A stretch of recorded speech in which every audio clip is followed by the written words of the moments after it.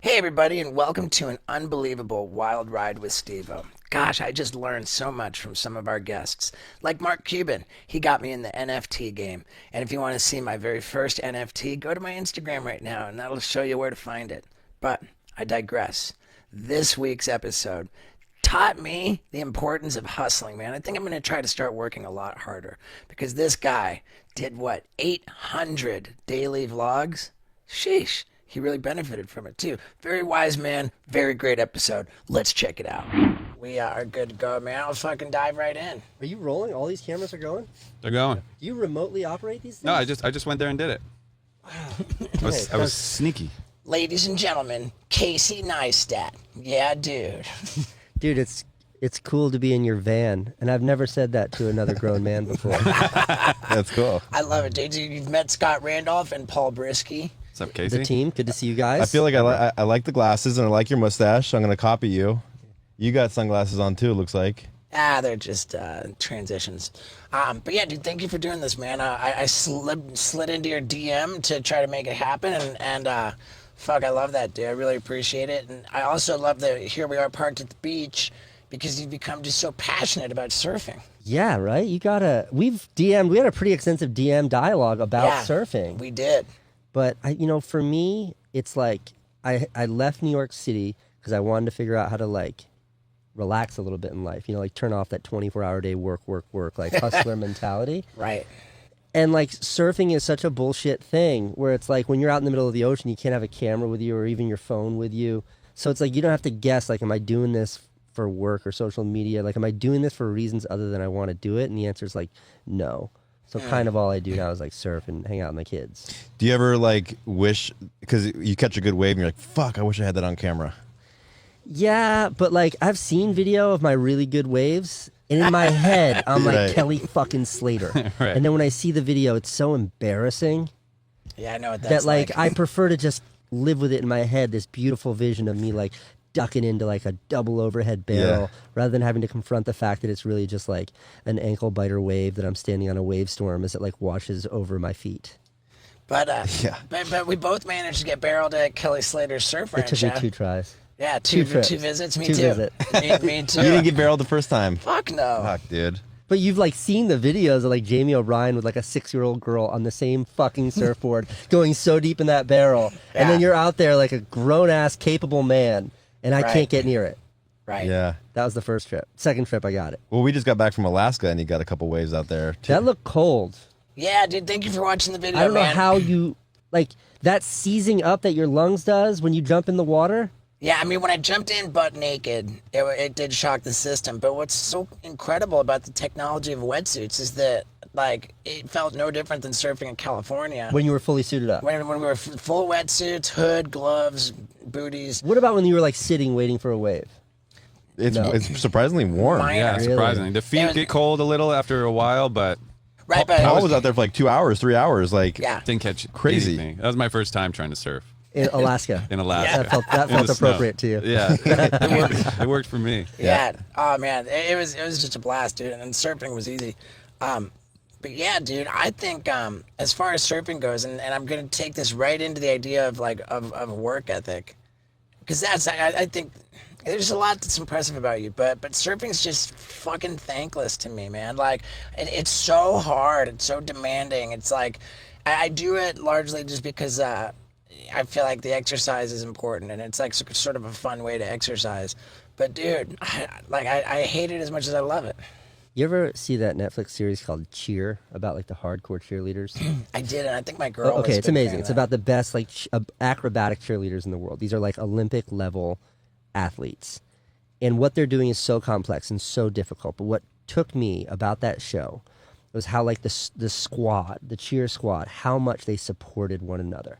Like we're trying to do something that's so hard here, and if you fuck up, I got you. I'm here to support you. I'm here to help you. I'm here to elevate you. I thought you were gonna say, if you fuck up, it's gonna break my neck. Well, like that's part of it too. But the distinction I'm trying to draw here is like surfing too is like the hardest fucking thing in the world. But imagine trying to learn how to be the best cheerleader, but instead of having your whole cheer squad cheer you on, imagine having them when you just be like, fuck you. You don't belong here. Locals only, Yeah. motherfucker. Right. Hey, kook, off the mat. That's my fucking Like, wave, right, dude. exactly. Yeah. And to me, like the 0 to 1 in surfing is harder than any sport I've ever tried. And I'm like a total, like my whole life I've been doing athletics. I'm a super fit, super athletic guy. There's nothing I've ever done that's had a harder 0 to 1 than surfing. You want to go snowboarding?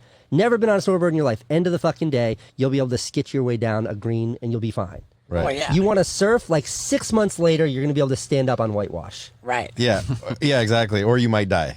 Yeah, you might drown. Like, it's going to be one of those two. Surfing is such fucking bullshit in that capacity. And the whole time you're learning, there's like a bunch of fucking intimidating bros in the lineup yelling at you for doing everything wrong. Yeah. For sure. Humiliating you. Yeah. It's a great point, and you're at the mercy of Mother Nature. whether there's waves. Right. Even if there's waves, maybe it's too windy. Like on top of that, just to get to the beach in LA, it's like an hour fucking drive to get there, and then you got to put on your wetsuit. It's like a really like just putting on a wetsuit and taking off a wetsuit is It's like an Olympic sport. It's hard. Yeah, Like, that's what yeah. I learned trying to surf. I didn't learn how to surf, but like, yeah, putting on a wetsuit is hard, really hard, Right. and taking it off. It's overall it's a motherfucker, and, Yeah. and you just sit there like I'm thinking I hate this. Why I'm giving it up, and then you catch that one wave, and you're on it for like 3 seconds, and you're like, yes. You're just paddling back, smiling like, oh, dude, I could do this all Yeah, day. you're like, I'm a god. Right. I am a god. A water conquering god. So I feel like in many respects, surfing represents for you kind of being like deliberate about, like you just said, turning off that workaholic kind of hustle mentality. Yeah, so I lived in New York for 20 years, and like I moved to New York with nothing. Like I was close to homeless as you could be. I had a 3-month sublet, and that was it. So then I had no money, no job. Was that still in high school? I had dropped out of high school, but that's how old I was. A teenager. I think I was 19 when I moved to the city. Okay. Moved to the city from Virginia? From Connecticut. How long were you in Virginia? Like less than a year. Yeah, so if we're backing up even further, I left home when I was 15 and I moved to Virginia because like my brother lived there. It was the only place I could think of to go. So I like ran away from home, moved to Virginia, but then like immediately knocked up this girlfriend of mine and then moved back to Connecticut and had a baby. And then when she dumped me, I was like, oh, fuck it. And then I moved to New York City with nothing. And like 20 years later, like really successful, everything's great. And my wife and I have 2 babies now, and my son's grown. And it's like we have to leave the city because I'm such like a crazy workaholic that there's no way for me to turn this off. Right. And that was the plan, like move to Los Angeles and figure out how to chill out and like enjoy life and do all those things. And I tried to do it in New York, and like my last year there was really miserable because I wasn't able to. I equate it to like imagine LeBron retiring from basketball, but he still sits in at every game in uniform with a ball in his hands. Like that's what being in New York and trying to slow down felt like. But did you feel like that because you're doing daily vlogs? No, I felt like that. This was after I stopped that. This was just like my last year there. I felt like that because I only knew one version of New York. Like you only have one relationship with that city. For me, and that relationship over the course of 20 years was like, go motherfucker, go. And I tried to turn that off. It's like, it's like having a serious relationship and then deciding to just be friends and thinking you can hang out and it's going to be the same. It wasn't the same. Like instead of loving the city, I fucking hated it. I was like, what am I doing here? I hate all this. Right. So that's why I ran away to Los Angeles, and like surfing for me is the ultimate stupid indulgence. It's definitely stupid. Would you go back to New York and visit, or are you just over it forever? Okay, so You're moving back. yeah. Really? Okay, It's like a toxic relationship, dude. Yeah, no. Here's the thing. Here's the thing about LA. It sucks. So I want to go back to New York. Dude, I love LA. Yeah. I don't think anything sucks about LA except maybe the traffic. Here's the reason why I think it sucks, and this starts to get into like my own psychotic. It sucks for one reason. It's not New York City. Oh, You know what I man. mean? And no matter what this place does, still not New York City. But have you been back to New York to even see if you like it I again? don't need to. I like know what that city is, and like, look, nothing I'm saying here is rational. None of this makes sense. This is just like I don't know if like this is socially appropriate to say, and if it isn't or this is offensive, I apologize. But I say this with full reverence. I don't say this as a joke. I identify as a New Yorker, like. And what that means is like I feel like a fucking interloper here in LA. Like I don't feel like I belong. It's been 2.5 years. I've made friends. I embrace this place. I go for hikes every day. I run every day. I'm outside every day. I surf like it's going out of style. Like I have embraced this place, and I feel like I don't fit in. I feel like I did before I moved to New York City, where like this. is fine. This just isn't my home. Like, this isn't right. So, but I read about you that you were married, you got divorced, and then you married your wife again, right? So it's kind of like the New York relationship. Well, we got it annulled. Okay. You got the divorce annulled or The marriage. Okay. See, we seeing met. a pattern here. but the second time around in New York, it's gonna be the best thing ever. The second time around with a wife, it was like mashed potatoes and gravy, man. Right. We figured it out. Right. So maybe like living in LA for these 2.5 years, when you go back, like, do you think that's going to help you sort of Yes, find a healthier yes. balance in New York? Well, like, okay, so I don't know what of this is just me rationalizing nonsense in my head so it will make sense. But my general thesis here is that, like, sometimes no matter how many times you hit the reset on your, like, Nintendo Entertainment Center, it just it just doesn't work till you turn it off all the way or you unplug the fucking thing. Mm-hmm. Like, I had to unplug, and I did. It's been 2.5 years outside that city. We're not going anywhere for a while. Kids enrolled in school here. We just signed a lease. But, like, I got New York in the crosshairs. I want to go back. Same borough? I mean, I want to live in the same building. I'm not even joking. But I have these, like, Oh, fuck. I have these, like, what is it, like, delusions of grandeur. Like, I have this have my cake and eat it too plan, which is like, I'm going to keep my truck in New York City and my surfboards. And, like, Jersey has great surfing. Mm-hmm. Like, you know Ben Gravy? I don't. Ben Gravy's, like, this epic surfer out of New Jersey. Like, lives in... What's it called? That place where Trump had his Atlantic City? That's what the casinos were. Right. Mm-hmm. Atlantic City has like amazing surf. Yeah. So I have this idea, and I might be just crazy. I'm pretty sure I'm wrong about it, but I think I'll be able to pull it off. Where I can live in New York City and have like a slower life like I do here, but be in the city where I feel like I belong. It'll never happen. But I can see it happening in New Jersey. You're close enough. so right. I'm still gonna try. Good. I'm struck by the way that you apologized in advance of saying that you love New York City and feel out of place in LA. I don't think there's anything controversial about that statement. And I also think it's really remarkable that for the research that I did to prepare for this, it seemed that the most controversial moment of your career was like publicly endorsing Hillary Clinton and making some completely objective statements about why it would be an awful reality for Donald Trump to take power.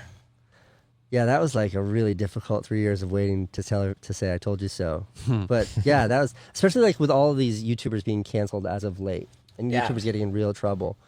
It forced me to kind of look back at my tenure on YouTube and like, one, I'm super thankful that like I was just a married guy with kids. Yeah. Like that kept me out of so much shit. And then also like it's difficult because like I'm friends with a lot of these YouTubers who are in a world of shit because of their being canceled for things that are in a lot of cases legitimate. Like they, wrongdoing has transpired. But when I think back to when I was their age, like when I was in my early 20s, when I was in my late teens, and like my fucking heroes were these assholes on this show on MTV called Jackass. Like that's all I wanted to be.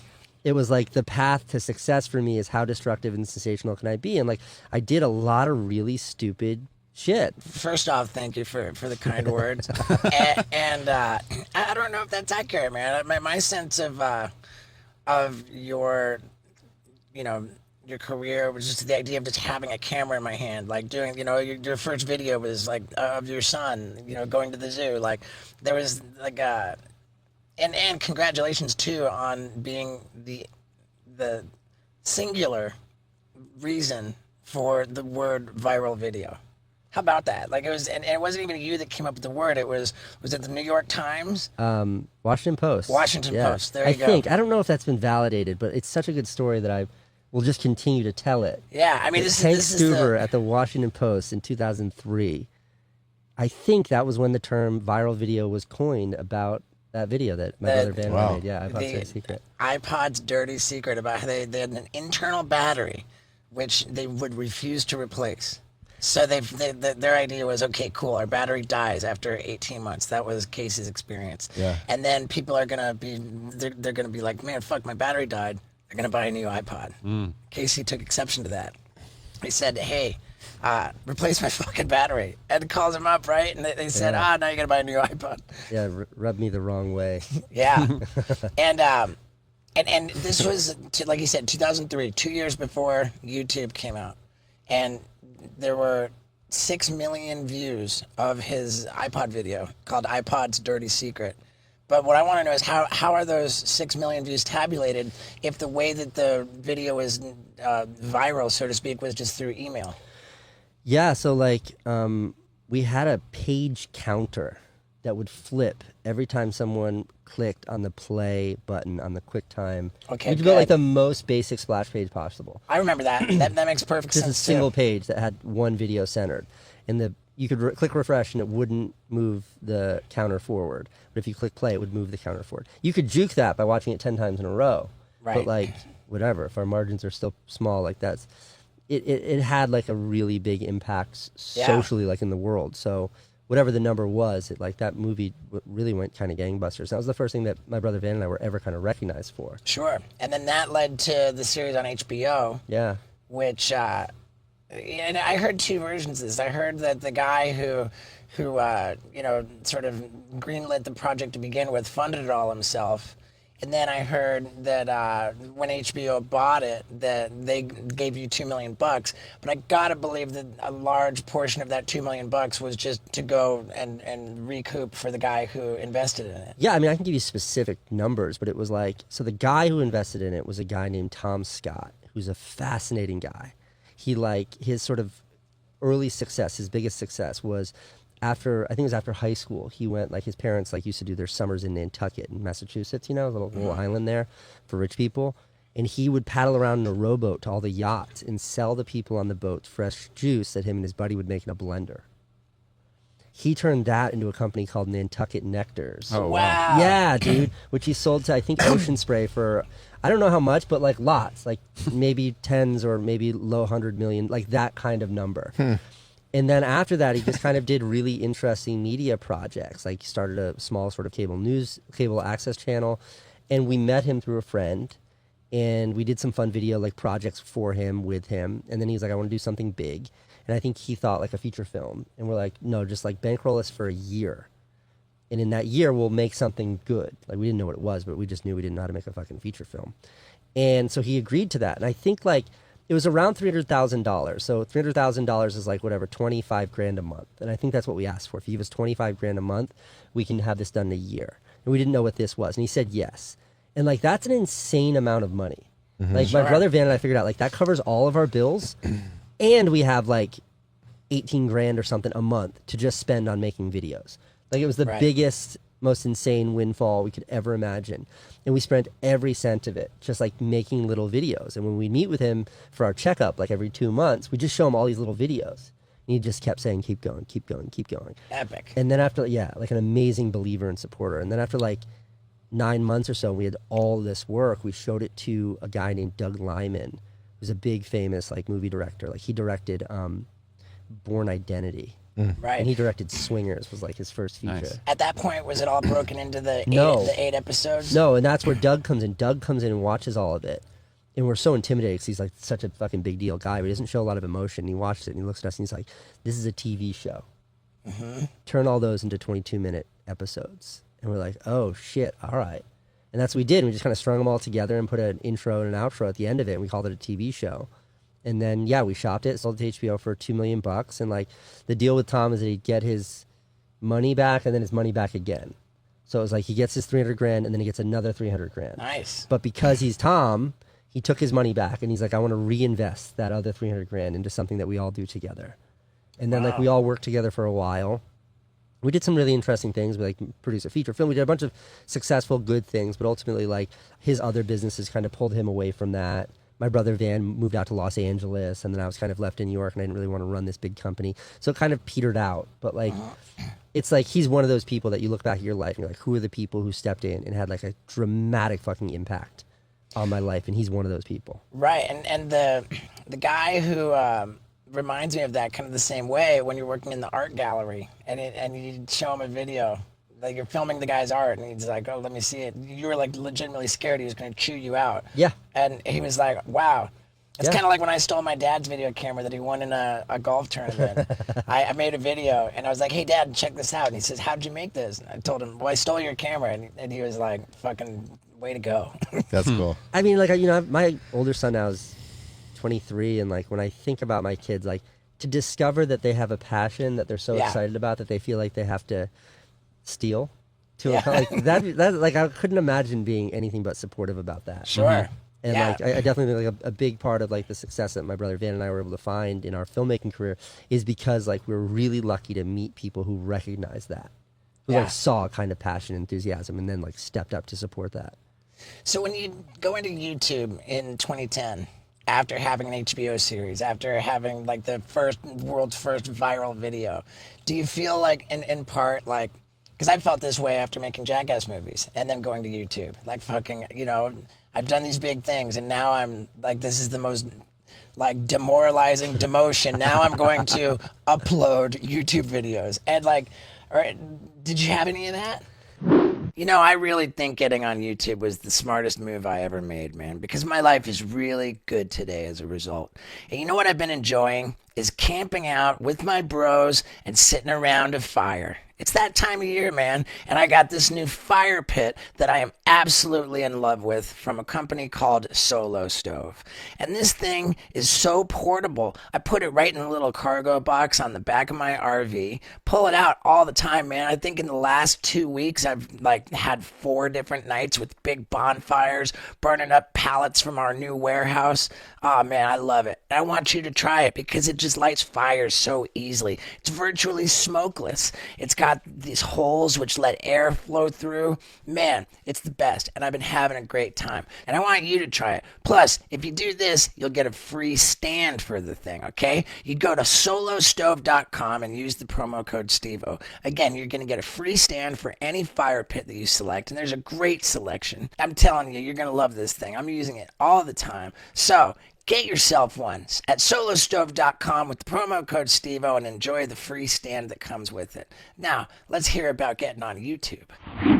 I mean, ultimately, it turned out for me to be the best thing in the world because that's the way that the world is now. And to have kind of gotten on that wave, like, back in 2013 for me, it revolutionized my whole career. And it's singularly why I'm, like, really doing pretty well for myself today. But I had to swallow a pill to do that. Yeah, I mean, there was like, for me, it was a little bit more, like, it wasn't that one click moment decision point. It was like a bunch of fucked up shit happened that drove me to it. So like HBO said no to a second season, which was like, okay, we saw that coming a mile away. Show had no business being on HBO in the first place. I mean, like my HBO show is just nothing but like a fucked up YouTube vlog, but on HBO before YouTube vlogs were a thing. If I understood what I learned about that correctly, it was like highly critically praised, but just didn't get the numbers. Yeah, and like with it, they put it on midnight on Friday night, so who knows what it would have done if it had been on at a time when people could actually access it.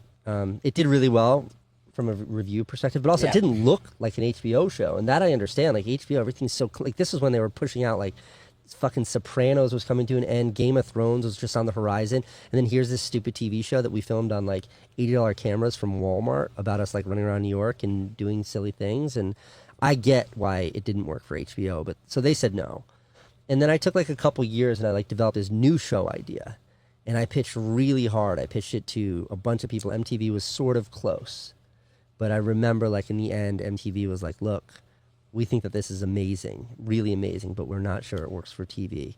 Maybe we could put it on our website. And I just remember being like, you motherfuckers. Like I took such offense at that. So like some other things transpired, but ultimately like that show that MTV said no to, that show that I wanted to make, was what became my YouTube vlog, which like at its height was doing more views in any 24-hour period than like every Viacom channel combined. I bet. Yeah. And it didn't start out the YouTube initiative as a vlogging thing. It was more like shorts and, like... Yeah, no, it took 5 years for me to get my first 400,000 subscribers. In 5 years, I got 400,000 subscribers. And that was when you started vlogging, and was then 2015. I started daily vlogging, that's right. And daily vlogging, like I went from 400,000 to 10 million in like 18 months. Okay, I got to ask about this because I know that you were really sort of not reluctant, but maybe you had some just trepidation about like what this is going to represent as in like obligation, as in like the amount of work, and I'm going to lose my mind. Like, and then you said, all right, fuck it, I'm going to do it. Like, I'm terrified from a creative perspective. Like, I feel like when I got on YouTube, I thought I was like, you know what? I'm only going to put out the most quality shit. I want to be like the Quentin Tarantino Right, of right. YouTube. I I want know to. that. I want to be the fucking Quentin Tarantino where when I upload a YouTube video, the fucking the internet rejoices. But then like it became just sort of crushing to realize, wait, how backwards the YouTube consumption mentality is, that like they're only going to reward repetition and quantity over quality. And I just like thought, fuck man, I've never been able to bring myself to like, I tried it a little bit, but just like from a creative standpoint, I can't put something up every day. And I know that for you, from a creative standpoint, and from like, you're like the cinematographer, like the fucking, you know, the Scorsese of vlogs. I can only imagine how much you lost your mind. Yeah, you know, it's a tricky thing because I think that there's like the technical aspects, the algorithm, what YouTube rewards, what YouTube wants. There's all of that. And I think people put a lot of emphasis on that. And I think that that's incorrect. I think that that is absolutely a part of it. But I think it's like 10% of it. I think the other 90% is human behavior. And so like I wasn't successful because technically I was consistent. I think that the success came from the much more human relationship, that like being a part of someone's life every single day. And who was editing all of these? That was me, 100%. You did 100% Everything. of all of it. Oh my God. Because How long did it take you to edit a video? So it's typically like, I got it down to about a half an hour a minute, but it started at an hour a minute. So for an 8-minute vlog, it'd be 8 hours of editing. And in the end, it was a little bit closer to like half that. Every day. Every day. 70. I think I did 800 episodes without missing one or something like that. You moved out of New York. You were so frazzled. That was in two different bursts, right? There was the personal vlogging, and then there was the vlogging as the company. Yeah, I mean, sort of. It was just basically like, I think there was like 3 or 4 different framings of the vlogs where like I quit with like a big enthusiastic, fuck you YouTube, I'm out of here. And then like 3 hours later, like crawling back in, being like, you know what, actually I'm going to start the vlog again. Like I just couldn't turn it off. Like I was so, Right. when you have that level of cadence, like you are so completely, at least I was so completely enveloped in it, where it was like the tail was wagging the dog 100%. Like I had no idea what my actual life was or who I actually was. I only understood myself as this character. And like you would live every moment of your life. Like I can like, if I put myself there now, it's like, okay, let me think. What did I do today? I woke up. Act 1 was like arguing with Candace, and then I went for a run. And then like act 1 ends in this drive going from my house in Santa Monica to Manhattan Beach. Act 2 is like I meet you outside your van, Steve-O, and like we say what's up, we chat about the van. And like Act 2 would sort of end with like us sitting down for this podcast. Act 3 would be us surfing, get all the shots, need some dialogue, got to get a GoPro out there with us. Then like the episode would end with me sort of going home, and then boom, I need a little bit of me at the house with the family to humanize the episode. So I got to capture that before it's dark, because at night, like, it doesn't look right. Okay, and then that's it. And then like, even if I'm pretending to be there and be present and have family hour with my family, all I'm thinking about is that edit. I'm writing it in my head. Okay, I got more shots than I needed for that first act. I don't need to lean into the running so much. I did that yesterday. The audience is going to get bored. I'm going to give 20 seconds of running tops, and I'm going to include that one line I filmed into my camera when I stepped on like a fucking needle. Like, that's the level of like madness that your brain becomes. sure. And it becomes entirely monolithic. Like, I couldn't think about anything else. When people would be like, hey, can we get breakfast someday? I'd be like, I don't think they're gonna know what to do if I point a camera at them. I'd be like, I'm sorry, I can't meet you. It's like lunch, I'm like, sorry. Coffee, it's like, I literally will not meet you. You're not in the scene, Because I goddammit. can't, I'm serious. Like, if it was a person who like I couldn't make an hour or two work with for my video, I just didn't meet people. Right. And when people would be like, look, let's get together and catch up, I'd be like, how fucking dare you? How dare you? When someone's like, yo, let's go grab a drink, I'm like, are you fucking nuts? Like, first of all, like by the time it's dark time, those are edit hours. Second of all, a drink might fuck up my brain enough where I'm not be able to edit on time. Like, how dare you? And it became like, that's what I became. Like, I became a monster. And yeah, and turning that off was really hard, because the crazier I got, the more it was sort of rewarded, the more success I found. Mm-hmm. Sure. I mean, Paul and I, we edit all my videos. And I think that, like, we can intimately relate to the psychotic, like writing and producing in our heads and this and that. And, like, we collaborate on that. I don't know how you do that all by yourself and every single day. So, Yeah, we don't have that. 800 videos, daily vlogs. Yeah, The first burst was 500 every day, yeah. which is 18 months. It's fucking insane. So then, now I'm gonna get to the question that I've just been dying to ask, and apologies if it's if it's rude, but you create this platform called Beam, which was sort of Snapchat before Snapchat, and it kind of it evolved through like sort of different kind of iterations of what it was. You sold it to CNN for an estimated $25 million, and then you referred to its ultimate demise as taking an L. And my question is, how the fuck do you sell a hot cake for 25 million bucks and then that's an L? Okay, where's the L? It was an L for a couple reasons. It was an L because it wasn't a billion. Okay. It was an L because so much of my team, like first of all, let me give this podcast like a fucking, you guys, this is like an exclusive here. Oh, this wow. is the first time someone's asked me about Beam. Really? Since my NDA expired with Wow. CNN. You know this is about to get real juicy, but let me ask you, do you have a butthole? You do, don't you? And sometimes you take big sloppy poops right out of it, huh? Well, when you do that, why would you just wipe it around with dry toilet paper when you could wash it properly with a bidet from Hello Tushy? This is my favorite product that I've ever promoted on this podcast. Ladies and gentlemen, it is so refreshing to get done taking a big dump and then just twist the knob on the Hello Tushy bidet and blah! It just blasts your butthole with a refreshing, clean spray of water. And then you grab the toilet paper. And when you give it that wet wipe, it's so just wonderful. And you look at the toilet paper and there's not even any poop on it because you've cleaned your butthole properly. If you don't already have this, you're out of your mind. But the good news is I'm going to give you a deal on it. You go to hellotushy.com/Stevo and you get 10% off your order plus free shipping. Man, don't walk around with a poopy butthole anymore. Use the bidet from Hello Tushy and clean it properly because it feels so good. So one more time, for 10% off your order and free shipping, go to hellotushy.com/Stevo. Now let's get this juicy first scoop.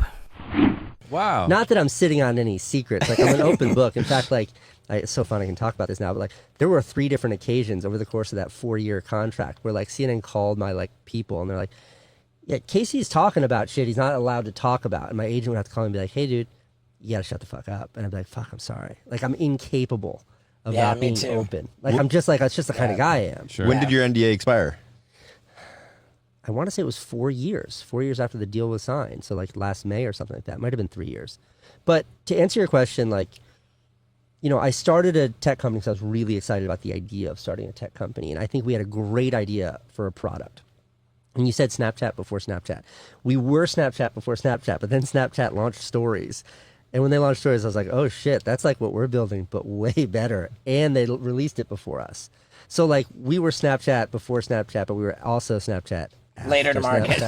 And we weren't as good. Yeah. It's like, look, Snapchat users, I know you love your product and I know it's great, but we've got something worse for you. Just give us a few more months. If you'll just be patient. Right. If you be patient, we'll get you something even worse. Act now, you'll pay twice as much. Right, exactly.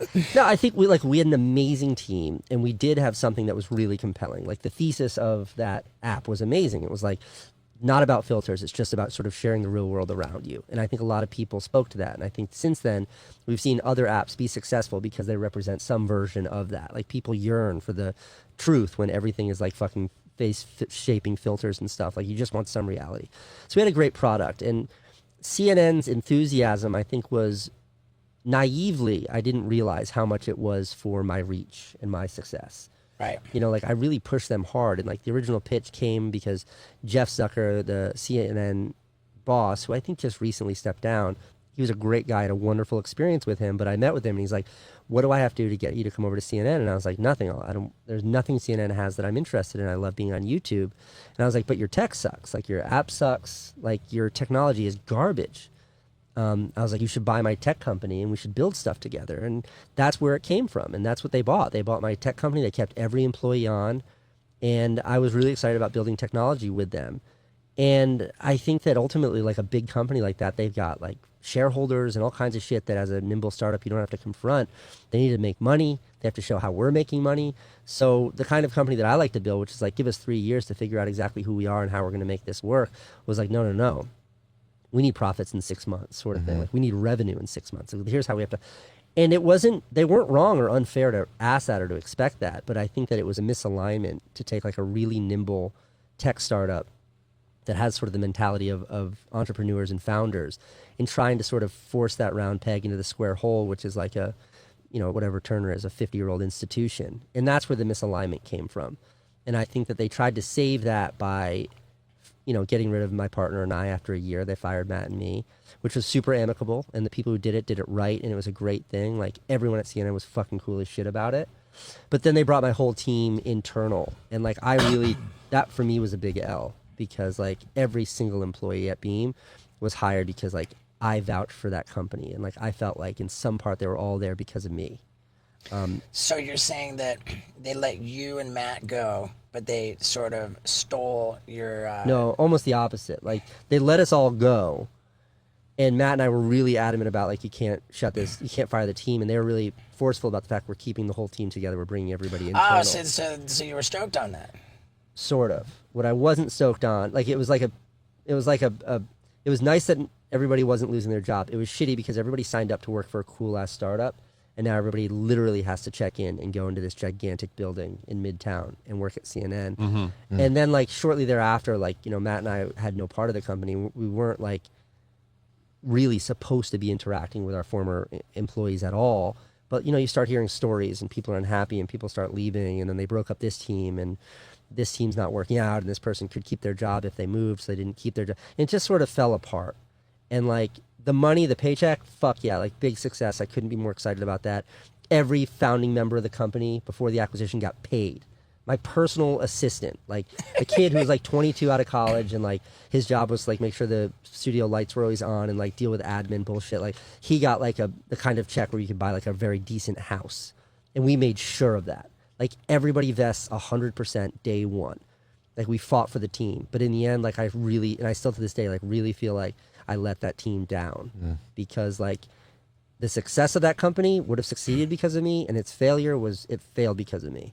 So I can have a litany of excuses of why CNN made it really hard to succeed. I think it's all bullshit. In the end, like, if I still should have been able to figure out how to navigate that and find success, and I didn't. So in the end, the L is the company culture, and like sort of this exciting thing about working for a tech startup just got lost because now those people work for CNN. I think that's a nuanced way of getting into. I think the L for me was about integrity. Like, I didn't feel like I could walk away with my head high just because like I got a really dope paycheck. That's crazy because we were talking to Mark Cuban a couple weeks ago, and his whole thing was in the .com bubble, he sold his company to Yahoo, and like right before the bubble burst, he got millions of dollars, and then like almost immediately after the transaction, what he sold for millions of dollars was like completely worthless, I think. I think it was closer to billions. I think you're right. I think you're right. I think it might have actually been billion. Yeah, okay. Is it 300 million? It's something like that. Yeah, but it's ever since then, I think it's hailed as like the best business move ever that Mark Cuban made. It was the best business move for him, right? In unloading this company before it became totally worthless. And I think that's on some level very comparable to what you did with Beam, because it never even really like exploded in the first place, right. And like you were able to sell it for like arguably more than it was worth, and you unloaded it, and then it kind of went away. So like, to me, that's just like a win. I think it all comes down to what's the end game. Like, how do you define success? And if the definition of success is like get the fucking bag, then Mark Cuban's the most successful guy in the world. If your definition of success is something different from that, then it's I think a little bit more complicated. And like, my definition of success for that company was a little bit more than like me getting that CNN bag, and like no regrets. I'm very proud of what we did. Like one of the things I never talk about is the fact that like when you're like the CEO, when you're like the founder, you raise all this money, you write like once a month, once every 2 months, these updates to all of your investors. And they're formal, and like, truth be told, my partner Matt mostly wrote them and then sent them to me, and I would put them into my own email and send them because I'm like I can barely read and write over here. High school dropout. I got a D- in 10th grade English. Matt got college, man. That kid's smart. And then like, so you have to send these monthly updates. Like, here's what we're up to. Here's where we're struggling. Here's where we're succeeding. I just stopped sending those because the company was just doing so poorly. This is before CNN bought us. We were out of money. We were just fucked. Users were dropping off, and I just stopped sending those. And when you stop getting those, that means the company's going tits up. And then 6 months later, I had to call all the investors, every single investor on the list. And I was calling them to let them know that we had sold the company and how big their returns were. And that day, to me, like, that is the benchmark of success. All these people, whether they're just like, venture capitalists who are only interested in a return, or they're much more thoughtful people who are like, I believe in you, Casey, and I want to support you. They all looked at me and decided, I believe in this guy enough to write him a check. And the fact that I was able to deliver on that to every single person was a huge deal. Like, to me, that moment was the ultimate success, much more so than the paycheck. So when I talk about like an L at Beam, like, again, I got that paycheck, was great, but like, if the paycheck had been a fraction of that, but like we had built something that to this day is still thriving, and all those employees like went on to bigger and better things or felt great about what their contributions are, that would have like, I'd sleep with a bigger smile at night. But how do you know the employees aren't thinking that right now? They might be, but I know that like in the years, months after we sold the company, whether they were working for us under CNN or they were working directly at CNN under a different boss, that it wasn't the same level of enthusiasm and satisfaction that it was working for a nimble startup or actually a part of something that is kind of your own, that you have a kind of ownership over. Because they all had a bunch of barcodes on their necks, Scott. Okay. Yeah. Sorry. Scott, it's also like in that space, and I've been out of the tech game for 5 years now, but like then, and I'm sure it's the same way now, like mobile app developers that can deal in video are the most sought after programmers out there. Like they're so exclusive. We had to talk a lot of our employees into moving to New York from the West Coast where they lived. Like every single one of them could have left working for us on a Monday and gone and gotten 3x the paycheck on a Tuesday from Facebook, which is just 12 blocks north from us. Like every one of them could have done that. And every one of them said, no, I love this company. I believe in these guys. I love Matt. I love Casey. I want to be a part of what they're building. And like the fact that I wasn't able to deliver on that, like, that sucks. That sucks. These are people that are all fucking smarter than me and more capable than me, and that have like built their careers out. And like that's part of their gamble too. They knew they were taking a chance. But like, man, would I have loved for every one of those people who took a chance on me, for me to be able to just like give them those kind of dividends that I was able to give those investors. Do you have another startup in you? I don't know. I mean, it's like a much bigger conversation, which is like, now I'm sort of confronted with this fact that I'm 40 years old and I've got money, which is weird. It's like, used to be on welfare, and now I've got money. And like, I don't need to work for money right now. So therefore, like, where's the motivation? And if you like dig deep enough in yourself, like where I've landed is like, I can either go work for money or just like hang out with my 2-year-old. So like today she and I like played in the garden and like tried not to prick our fingers on roses. And then we ate like candy. That was way more fun than starting a company. So nice. So like, that's kind of where I am right now, is like, I don't know, when you're faced with the question of like, you can do whatever you want today, what do you want to do? Every day for me, it's like, I want to play with my kids and go surfing. Yeah. It's crazy. It's probably just do that until you don't want to do that anymore. Well, that's where we, come back to New York City. How often are you uploading YouTube videos? Never. Never. I've uploaded once in the last 5 months. All right. Well, let me ask you this. How much was that Etihad plane ticket? It's the most expensive plane ticket in the world. I think it's like $50,000. Unbelievable. But like the whole story. I started watching, like, I got to the video, so I didn't want to. Did you say how much it was on the video? I might have. I don't remember, but 3-room suite on the plane. On an airplane, and where are you flying to? Fuck, Abu Dhabi. You like Palm Springs. So it goes like this. So how do you get those, dude? So I've always been obsessed with like first class. Yeah. Because I spent the first like 10 years of my real career where I was traveling nonstop, whatever's cheapest. Middle seats in the back on whatever the shittiest airline is, that's what I fly. And like the more you pass by those seats up front, you start to get a little obsessed. And I went through all of these like different versions of obsession. And, like finally figured out how to almost always fly first without ever paying for it. That was like mid 2000s case where I didn't have any money, but I got really good at faking it. Wow. And then and I started to find success, and I'm still sort of obsessed with flying, even though I don't get on planes anymore. But what happened was, I think it was 2016. YouTube, at the height of my daily vlogging, YouTube said, come be a speaker at our brandcast, like our annual summit in Australia. And I said, I can't. It's a 2-day flight, and I need to make a daily vlog. And I was like, I'll tell you what, if you fly me through Dubai so I can go on this fancy plane, I can make videos about the flight. And they're like, sure, no problem. Except for they bought me a fucking business class ticket. Not first class. And I was like, okay, It's only 2 bedrooms instead of 3. Well, that was the thing. It's like, they like sent me business class. I was like, shit, I said first. And then like, I was like, wow, they spent like 10 grand on this ticket. And I was like, I'm not going to say anything. Like, I can't complain. Like, who the fuck am I? So I made the video about flying there business class. And it was like fine. And people watched the video and stuff. I'm flying back, also business class. The airline pulls me aside. They had seen my video. And they wanted me to try out their first class experience. That's how I got the free fucking first class on the flight. So does that mean you had to turn around and go back after your return? No, it was a flight from Dubai back. Yeah, that's right. So I'm flying. There's the return flight. I'm flying back from the States, like my return flight. They saw it when I was in Australia. Right. Because I'm uploading, like, I shoot the video today. It's posted tomorrow. So they grabbed you. They grabbed you In on the your airport. connection in Yes, Dubai. literally, like, going down the shoot, and I got all my cameras and shit. I'm Damn. talking to myself, and like, excuse me, Mr. Neistat. And I was like, fuck, please don't say I can't film on this flight. Please don't say I can't. And they're like, we were able to upgrade you to first class. And I'm like, me? I was like, this is like a culmination of every dream I've ever had, all rolled into one. So that's what happened. And then I made that video, and that video did like 70 million views. So then immediately after that, like, I don't know, 6 months later or something, like, that same airline, that airline's called, what's it called? Etihad. No, Emirates. Oh, Emirates. I'm not even at Etihad yet.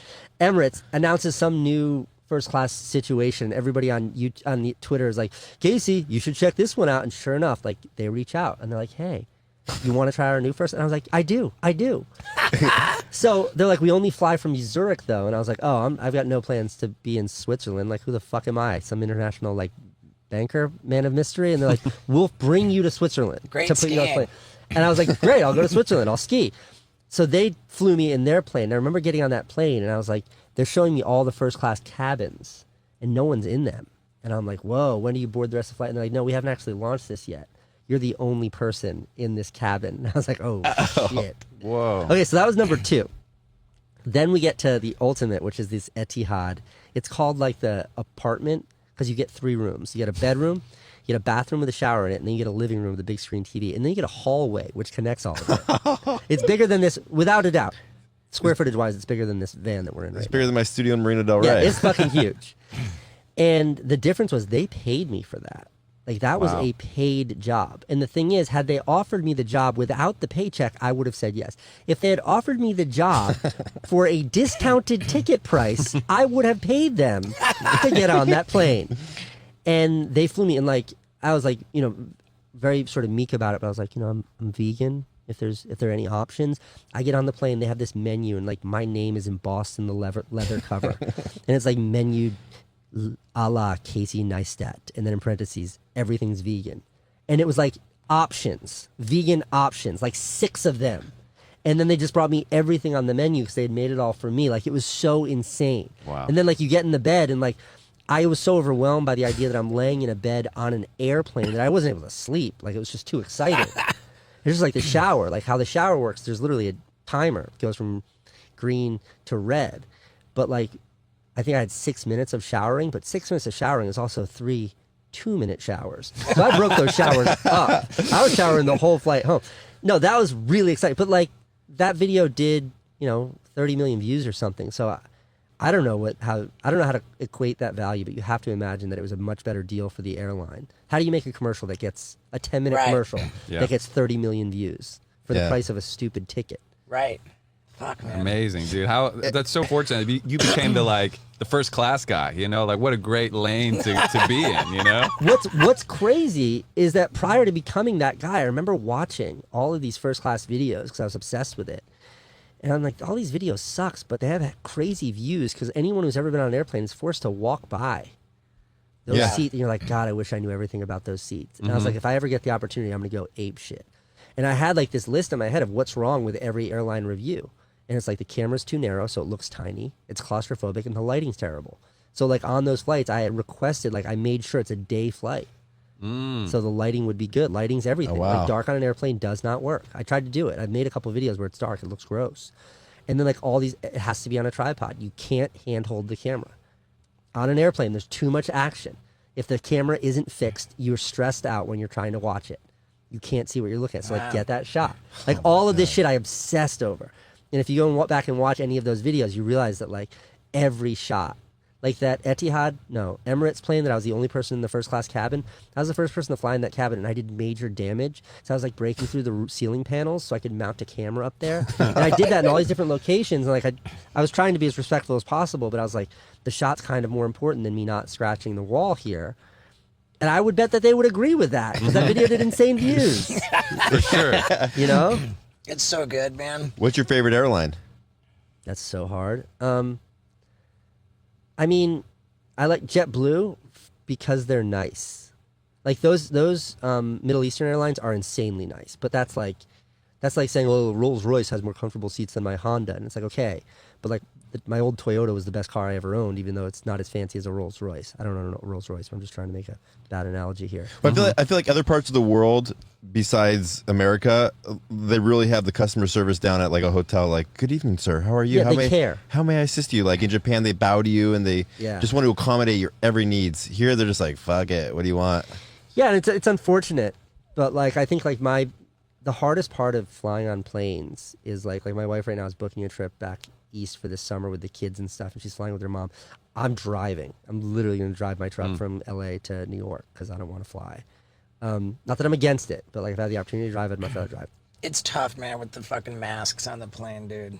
It's so like the reason why I have such like anxiety about flying is not because of like I'm worried about getting sick. I have my vaccine. I'm not worried. Like it's everybody else. Like it's that guy that yells at that lady for not wearing her mask. Like I don't want to be around that energy. Yeah. You're like stuck in this tube 30,000 feet in the sky with like 200 people, and like if any percentage of them are angry at any other percentage of them, like I don't want to be a part of that. And that fucking stresses, it freaks me out. Wow. Yeah, dude. Have you always been like that? It's like, be careful the energy you hang out with. No, I've definitely gotten super weird as I've gotten older.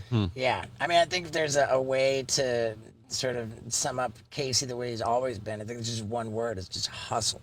You know? Like, yeah. Well, I'm trying to turn that off, Steve-O.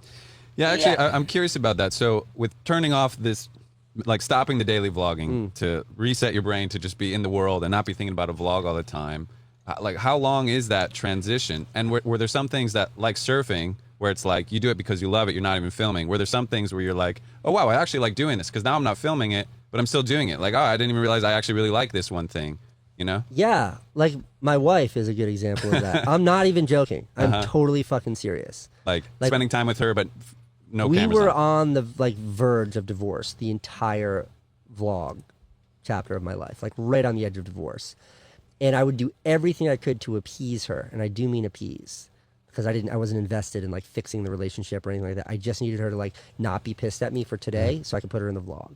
And that sounds, it's like the most awful thing, but I'm just being honest. Like that's literally what it was. And now, like, I like hanging out with her. Like, I tweeted after I quit vlogging that, like, been spending time with my wife. Turns out she's pretty cool. And, like, everybody's like, LOL, haha. And I'm like, no, I'm fucking totally serious. And so stuff like that, socializing. Like, I never socialized. Like, I literally cut every friend out of my life out of my life unless they were good on camera. Because, like, I don't have time to hang out with friends. Like, I need to make content. I agree with that completely. And I mean, that aren't good on camera. He's like, he cut out all his friends. no, just like the idea. There's certain people. They're like, hey, let's hang out, and it's not a question of whether they're good on camera. It's just like I'm on this planet. I'm in this body, like to make shit happen. And like if a person isn't contributing to like me accomplishing some kind of a goal that matters to me, then fuck no, I don't want to chat over dinner. It's not about being on camera. It's just about being like goal oriented. It's unproductive. About being productive. Yeah, I have no interest in a conversation or spending time socializing because that doesn't advance a fucking objective, a goal. Is that something you ever hope to turn off, or you're just riding it? You know what I mean? Like, and I feel so strongly about that. And then, but the difference is like with my girl, I'm in a relationship with Lux, and like, I'm like, man, like with you guys, like we don't have to be working. I love being around you guys. Yeah. But I do not want to bring more people into that circle. I just don't have any interest in that. I only want to work 7 days a week for the rest of my entire adult Scott life. and I both. I'm Yeah. so different from you guys, guys have but kids? we talked about that. No. with No, Cuban. I got a vasectomy because I'm so sure that I don't want to have I kids. appreciate that. I just like working so much that like that's all I want to do because I think that's how I get my validation. But I also enjoy it. And like people are like, dude, you want to hang out? Go to a restaurant. I'm like, I'm in bed by like 8:39, so I can wake up at like 4 or 5 to field New York emails. Or like, there's a guy in Australia that we like. I enjoy the shit out of that, and I only want to do that. Yeah. And so I think that that's the answer. It's like you got to figure out what you love doing. And there's a couple of things that like I always subscribe to really like emphatically, very consciously. One of which is like my goal in life is to do only exactly what I want to do at any given time. Like there's this Woody Guthrie quote that maybe Bob Dylan or somebody like that stole, but it goes like, the definition of success is to wake up in the morning, go to bed at night, and in between do what you want to do. I think he said the definition of freedom is to wake up at night, wake up in the morning, go to bed at night, and in between do what you want to do. And to me, it's kind of my ultimate. So like that hustle, especially that hustle that like I really promoted and glorified and romanticized in like my vlog and everything that I represented. And like you're doing these TED Talk looking things. Oh yeah, too. like it never said no to anything. I was just going, like 10 jobs. And I love how he said, like, here's where I am, here's where I want to be, and in between that is just a whole bunch of work. Yeah. And when I see you say that, I'm like, fuck yeah, there is. But you have how many subscribers on YouTube? Almost 12 million now. Something like that, yeah. So would you have the same mentality of like, where I only want to do what I want to do if you had like 50,000? Or No, and is that's what I'm driving towards is like this clarity that I've always had in my life. In the last video I made in New York City, where I actually moved out to California, like I talk about this. I was so aware that like that hustle was a sprint for me. Like I'm a big runner. I used to be a competitive endurance runner. Like I used to literally compete. And you got your sprints, and then you've got like your longer races, and like. I was competitive in triathlons at sprint distance. I would win those. But the Ironmans, 140-mile race, my only objective was to finish confidently. So therefore, like it's about pacing and about being smart. I always understood like the hustle part of my life, the New York City chapter, like that, whether it was Beam, my startup, whether it was a startup I had before that, the startup I had before that, whether it was my HBO series, my YouTube series, that was a fucking sprint. And the finish line at the end of that was like, if I can get across this finish line, I want a wife, I want kids, and I want to chill the fuck out, and I want to effectively retire when I start my family. And that was the dream. And it was like, that came from an amalgam of things. Like one was the fact that like when I had my first kid, I was 16 years old, and like I tried to be the best dad I could, but like I'm 16 and I'm getting fucking free milk and diapers from the state because I can't afford to buy my kid milk or diapers. Like you try, but I knew that I wasn't the dad that I could have been because I had all of these limitations around me. So I always had this idea that like I will sprint until I can get to a place where I can just fucking chill out. My dad is like, I talked to him yesterday, he's still working, like he's barely retired and he's 70 almost. And like I never remember anything from my childhood but him working. So that was what leaving New York was. Like that last year in New York where I said I was miserable, is because I wanted to do what I'm doing now, which is just that like I have the money. Like I got that fucking bag. Like I got the YouTube subscriber. Like I did everything I wanted to do. They're all ticked off the list. The thing that's on the list right now that's next up is like really just like chilling out, doing what I want to do, enjoying my life, and like spending time with my family. And the privilege that is not lost on me. Like to say that even out loud, I'm uncomfortable admitting that I get to have that life, because who the fuck? I'm 40 years old. Yeah. Who the fuck gets to have that at 40? Who? My dad literally retired 6 months ago, and he still doesn't have that. He's trying to find a part-time job right now, and he's like, it'll just make things a little bit easier.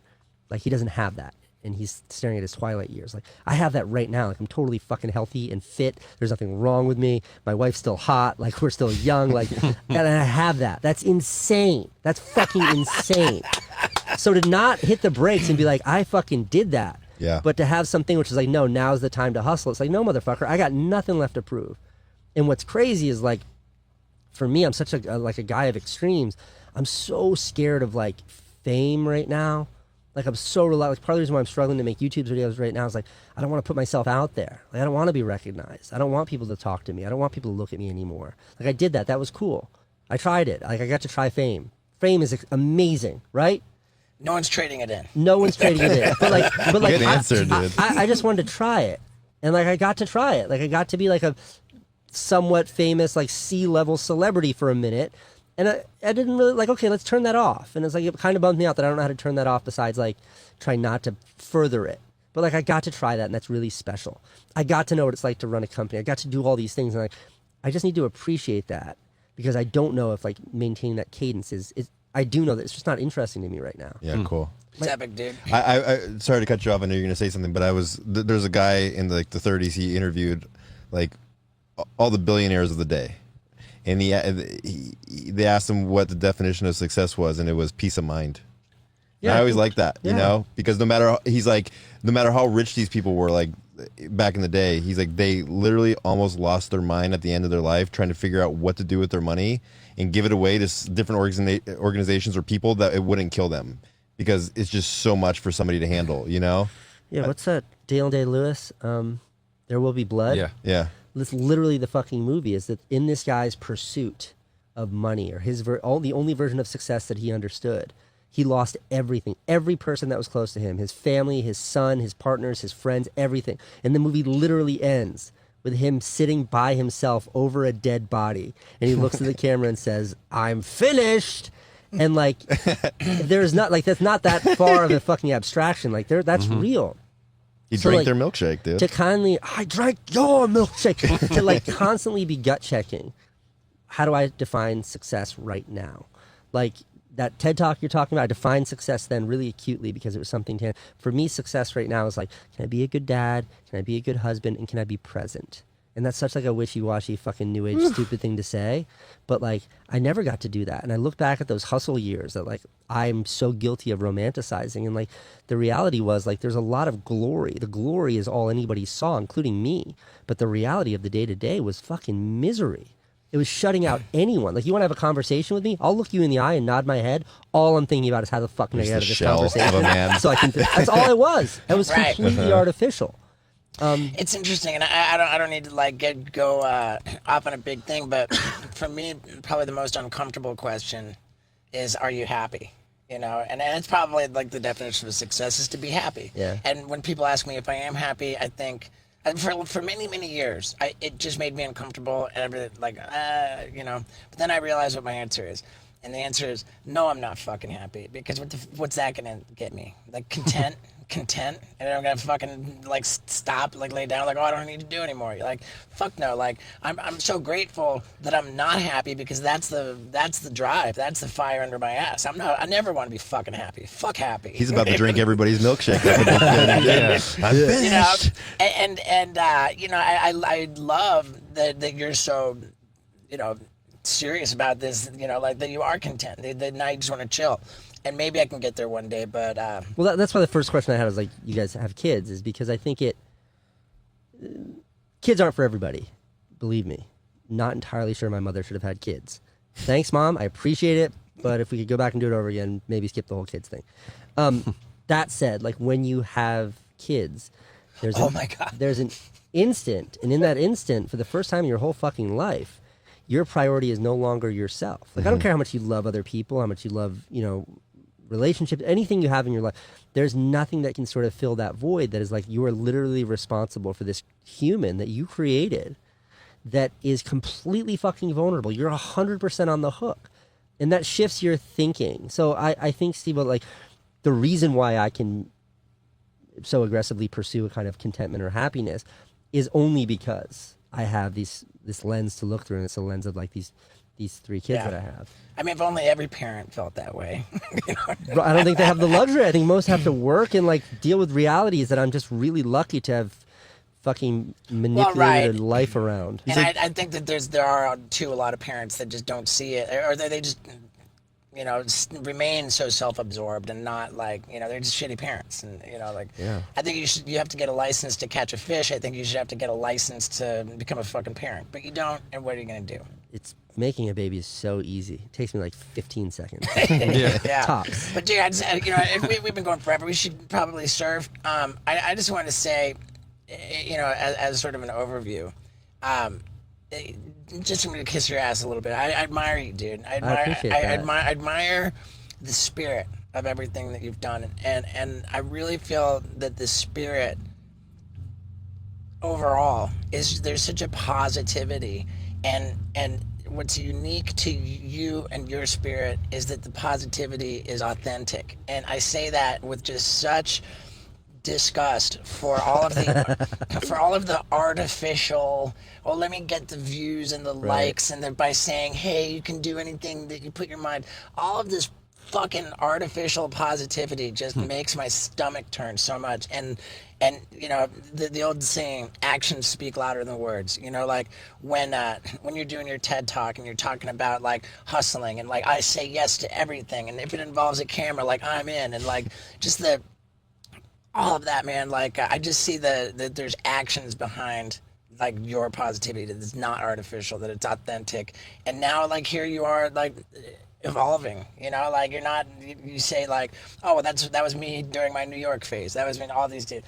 And it's great that you can evolve through your phases and be authentic, and it's a fucking honor to know you, dude. I appreciate that. Very kind words from you, Steve-O. Yeah, well, I mean it. Fuck yeah. All right, dude, let's fucking surf. Let's do it. Thanks, That's Casey. good, dude. That's Super fun. fun. What a cool dude. And let me tell you, he's a rad surfer too, man. We paddled out right after that, and I did not catch a single wave, and he was just catching them all over the place, riding them all. Dude, it was really pretty impressive. And I was inspired as well. So very shortly after getting out of the water, and so I came up with the idea, what if I did a daily vlog between now and roughly when Jackass 4 comes out? I mean, so I reached out to somebody who I had in mind and said, you want a job? And they said, yep. So it looks like I might actually try it, dude. I might actually try it. And why not, man? Get inspired by guests. Like I said, I got that NFT going, man. You can check it out. Life is good, man. All right. Hey everybody, and welcome to an extravagant wild ride with Steve-O. We have Lisa Vanderpump. Are you kidding me? Come on. Who would have thought that Lisa Vanderpump and Steve-O were buddies? And I will tell you, we are. And man, she's not doing interviews with all of this scandal, all of this controversy, all of this news around her empire and her cheating TV people. Man, we're the ones who got to talk to her, and we talked to her about everything. So strap on your seatbelts and let's get into it. Here we go. Do you want this closer? Just a little bit. I think it should work pretty well. So sexy. Ladies and gentlemen, Lisa Vanderpump. So happy to be here with this beautiful beast. Yep, this is Wendy from Peru. Thank you for rescuing her. Well, thank you. Thank you for being the most elegant, classy person to be in our dingy podcast van. Yeah, but it's pink lights. It's got a dog. I don't need anything else. What else is there? I have to say that I was not concerned with having you in here. I as elegant as you are, I know you well enough. I get down and dirty with the best of them. Hey, I think it's a compliment actually to have me in here. I love it. I love it, and people might find us an odd pairing, but we've We were talking about that We earlier. were just talking about that. Yeah. I mean, like when I got the message, Steve-O wants you to do this podcast, because I had been turning down press or doing anything because of what happened on Vanderpump Rules. It kind of kicked off. It's had like hundreds of millions of views literally in the last few weeks. I said, tell Steve-O, for him, I'll do anything. Well, not anything, but, you know, within the realms of doing podcasts. I love it. It does feel like kind of a juicy time, and thank you for being here. God, what a nightmare it's been. But you know what? We're dealing with it. And reality television is always so unpredictable. And as a producer of that show, I've seen the, you know, ebbs and flows, and it's really flowing now, babe. Is it really a nightmare? Reality TV show? No, but like this whole situation with the cheating scandal, like, yes, it's a nightmare because people's feelings were hurt and such, but from the lens of a producer, is it not the greatest thing that could ever happen? Well, obviously, you look for great ratings, and it has produced that. But after 11 years, and these people, kids, they were when they first started working for me about 14, 15 years ago, I'm very emotionally invested in them. So I feel I've been on so many journeys with them. Of course, it's fantastic television, but at a great price, you know. I mean, and also it was so unexpected. We weren't filming then, you know, we weren't prepared for this. And, you know, we've just shot the reunion, and it was very, very intense and emotional. And I love them all for all their kind of follies and foibles. You know, I love them all very much. Not as much as I love you, though. I love this dog. Thank you, as I say, for the rest. Yeah, for sure. We give money to Peru, our Vanderpump Dog Foundation. So thank you for bringing her back. That Tom Sandoval Yes. is gorgeous. Is he not? I think Ariana might disagree with you right now. I think she referred to him as a piece of shit in the reunion. Right. I mean, with that said, he is one good-looking piece of shit. Well, a lot of them are. I mean, they're all beautiful people. I sat down at the reunion and I looked around and I was just like, even Andy said, God, you are all. So, I mean, it's Hollywood. So, Right. you know, a lot of great-looking people come through the door of restaurants that, you know, and I employ them. Of course, in Hollywood, it's like you've got the pick of the litter, so to speak. But Lala, look at her. She is extraordinary looking. I mean, all the girls, they're a great looking bunch, and they kind of take advantage of that when it comes to getting down and dirty and naughty. Yeah. We asked artificial intelligence. I'm not quite sure how we went about it, but I know that we did. We asked, what does Steve-O and Lisa Vanderpump have in common? And shockingly, artificial intelligence said that we have nothing in common except for we have a public profile as celebrities. Oh, bullshit. I have so much in common with you. We've talked about mental health. We've talked about depression. We've talked about work, dedication to work, being ambitious, a love of dogs. I've saved, 3,000 dogs down in America and thousands around the world. We have a sanctuary in China. I know you're a huge animal advocate and dog lover, so we have that. Yep, gotta believe you were born in England. Yes, you were born in Me too. Wimbledon, right? Yep. Yeah, I grew up in England, though. Did you or not? I grew up in 5 different countries, but my formative years really were in England. Right. Where did you go to school? At the American School in St. John's Wood. Oh, wow. My daughter was born in St. John's Wood. Yeah, it's a Wellington posh part of Hospital. town. Yeah. Where is that? In London or like Yeah, it is. North London. Yeah. Yeah. Yeah. Yeah, kind Did you have a favorite soccer team when you lived in London? of. No. Another thing we have in common, we both got our start in the restaurant industry. Yes. I was a busboy. Oh, were you? If I'd known you were a busboy, I would have definitely had you on Vanderpump Rules. Yeah. Can you imagine? I could just take you back in time. We got to do that. Were you any good? I was absolutely awful. Did you ever run food or you just bust? Actually, I started my first thing. I was a dishwasher in a pub in London. Yeah. And I was What the was that worst. like? I was the worst, slowest dishwasher. I think I got fired after 2 days. You know what? My kids, because they, you know, they've had a very privileged life. We lived in south of France for years. We had all the trappings. And when they wanted to work in the restaurant industry, they started washing dishes. Then they started busting, great. busting tables. Then they started running food, managing. No, then it was serving, but for 5-7 years or whatever, just so they understood, the industry. And now they're kind of managers, and Pandora's gone on to kind of create her own business. But I think it's very, very good to start at the bottom. Your dog loves me more than you. Can you see that? That is a dog that knows you got this, right? She's just like, I'm home. Yeah, she's really. We have really a lot in special. common. You And I guys are have both on such- Dancing with the Stars? Oh, God, yeah, that was awful. I always say that too. It was so hard. I mean, I know it's not as hard as jumping off a mountain or doing all the ridiculous things that you do, but that was really hard. And I was filming a reality show at the time, so doing 2 shows. It was so... I lost so much weight. I was shaking all the time because I felt so... because you'd have to exercise like 6 hours a day, weren't you? You were because it was so complicated, right? I was just like that. Nearly killed me. And my experience was that no matter how many hours I put into rehearsals, there was no hope way. for me.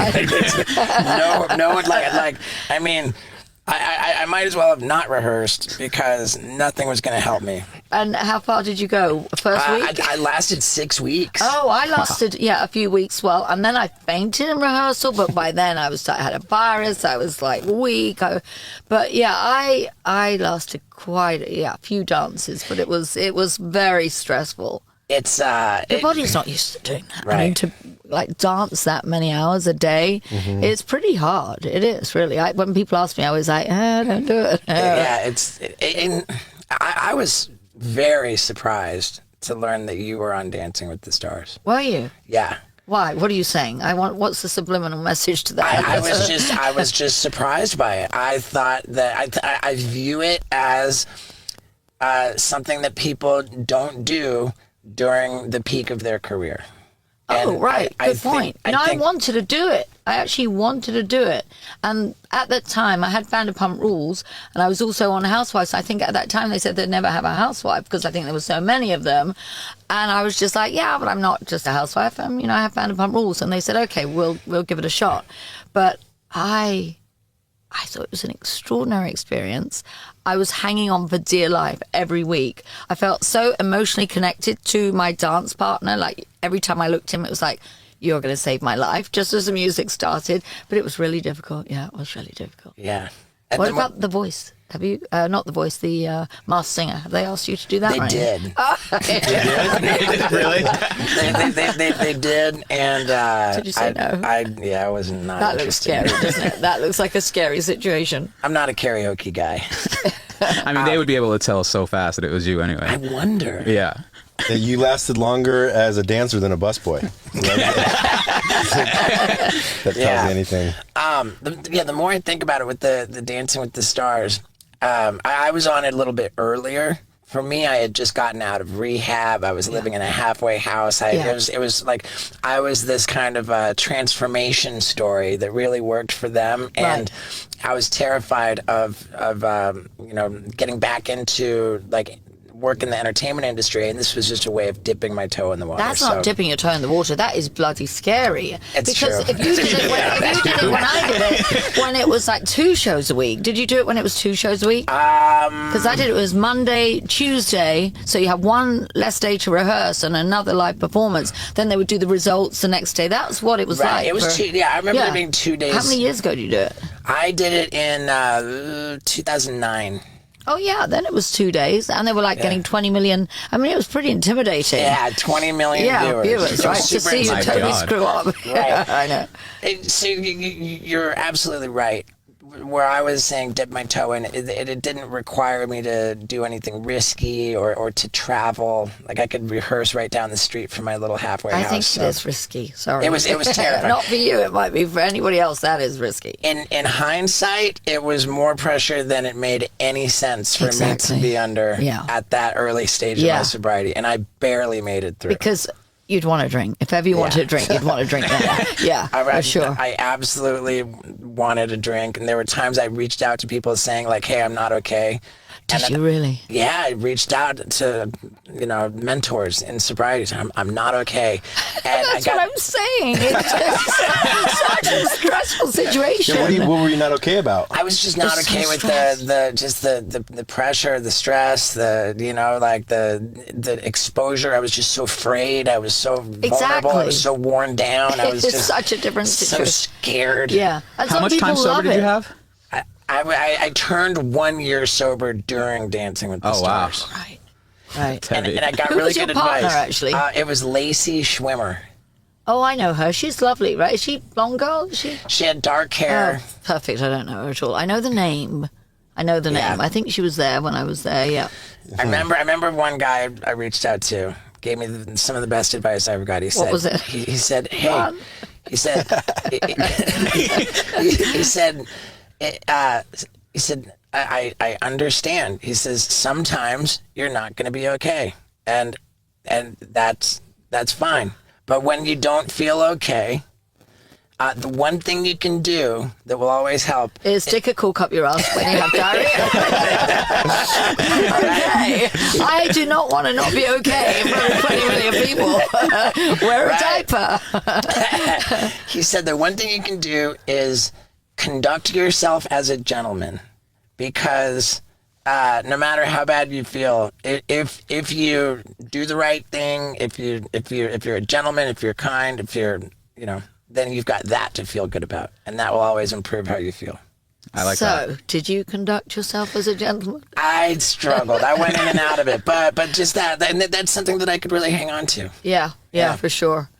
What did you think you took from it in the end? Did you think, okay, because you basically accomplished so many extraordinary things. In fact, I was watching something of you recently of things that you have said, I couldn't do that. The stunts I backed out of. Yeah, and I was love that. thinking, Thank you. what would make you back out? I mean, there's nothing I would do that you've ever done. One, I don't have testicles to staple to my leg.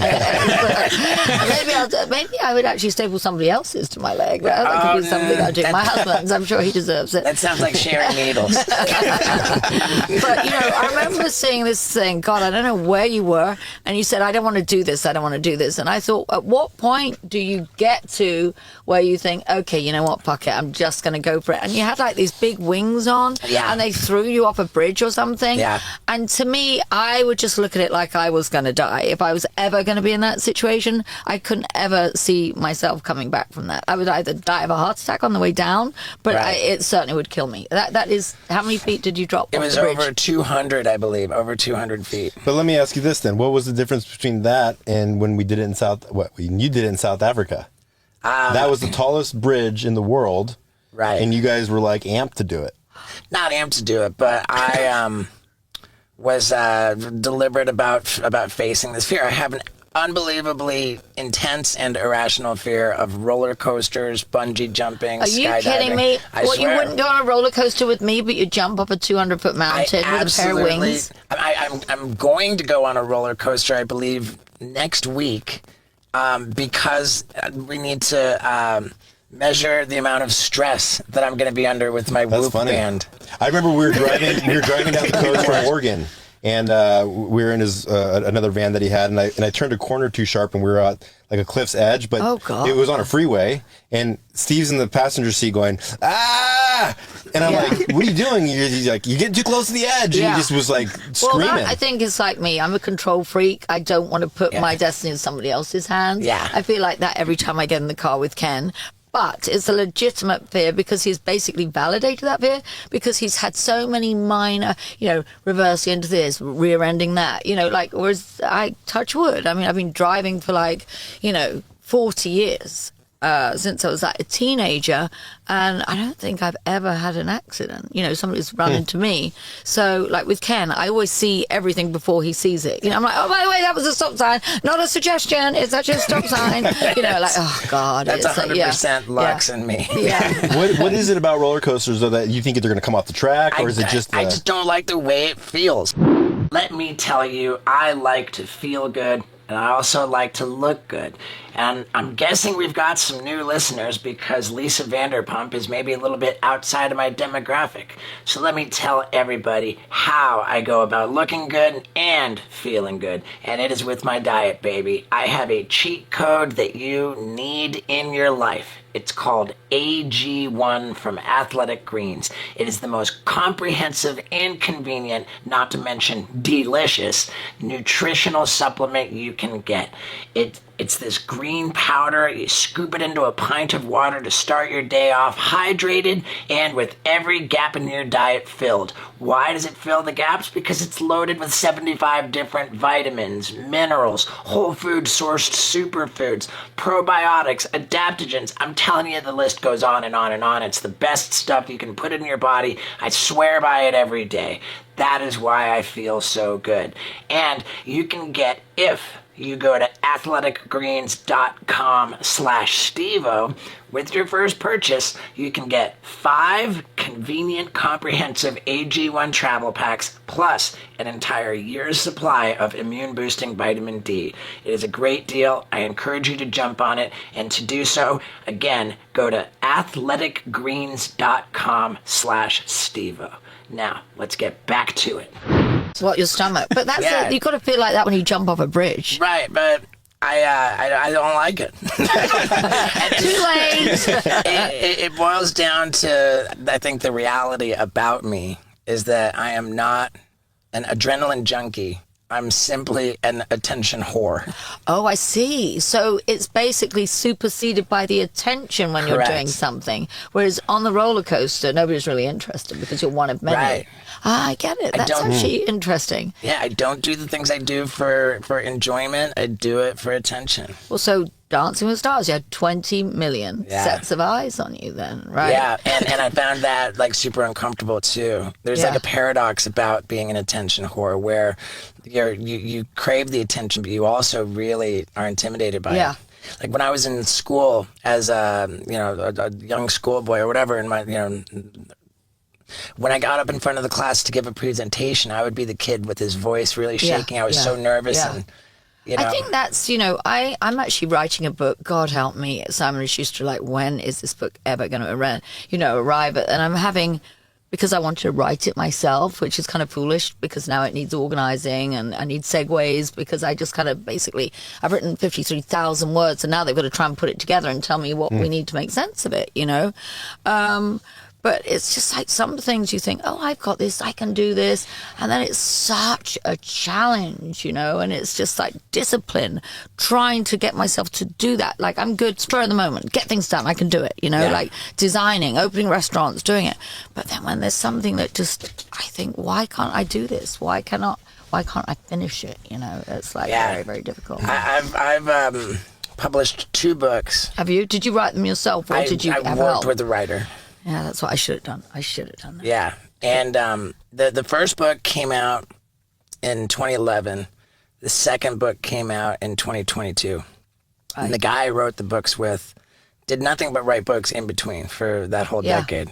Yeah. And on the second book, I asked him, now you've done all of these books, is there anybody else who's been more of a meticulous, like you were psycho? Really well. You like that with it. Every word came close. Yeah, every word. Yeah, an absolute psycho. Yeah, I need to hand it over and give it. And I think, oh my God, I got to finish this. I mean, now it's serious. I really actually do have to, otherwise they're going to tell me to piss off. But it's what is it about? Well, it's about everything I've done, in my life. I mean, I've kind of raised 2 kids, been married 40 years. I've moved in 3 countries, opened 35 restaurants, had my own charity, done 600 episodes of reality television, produced half. It's all the different things I've done. It's about mental health as well, about how I've dealt with it. I lost my brother to suicide a few years ago. We kind of talk like that. It's about just trying to cope in the world and things that scare you and things that you think are insurmountable, how we get over it, how we challenge ourselves. There's just so many things in this book that really just come from a wealth of experience. And so many people... When I do a lot of public appearances in terms of rosé, I'll go and I'll kind of be at one of the shops and 1,000 people will show up and they'll be there for hours. And these people, when they get to me in the line, I will not leave till every single person is hugged, acknowledged, listened to, because I really appreciate, even in my restaurant, I really try to do that. But it's like all these people, they connect to me on so many different levels.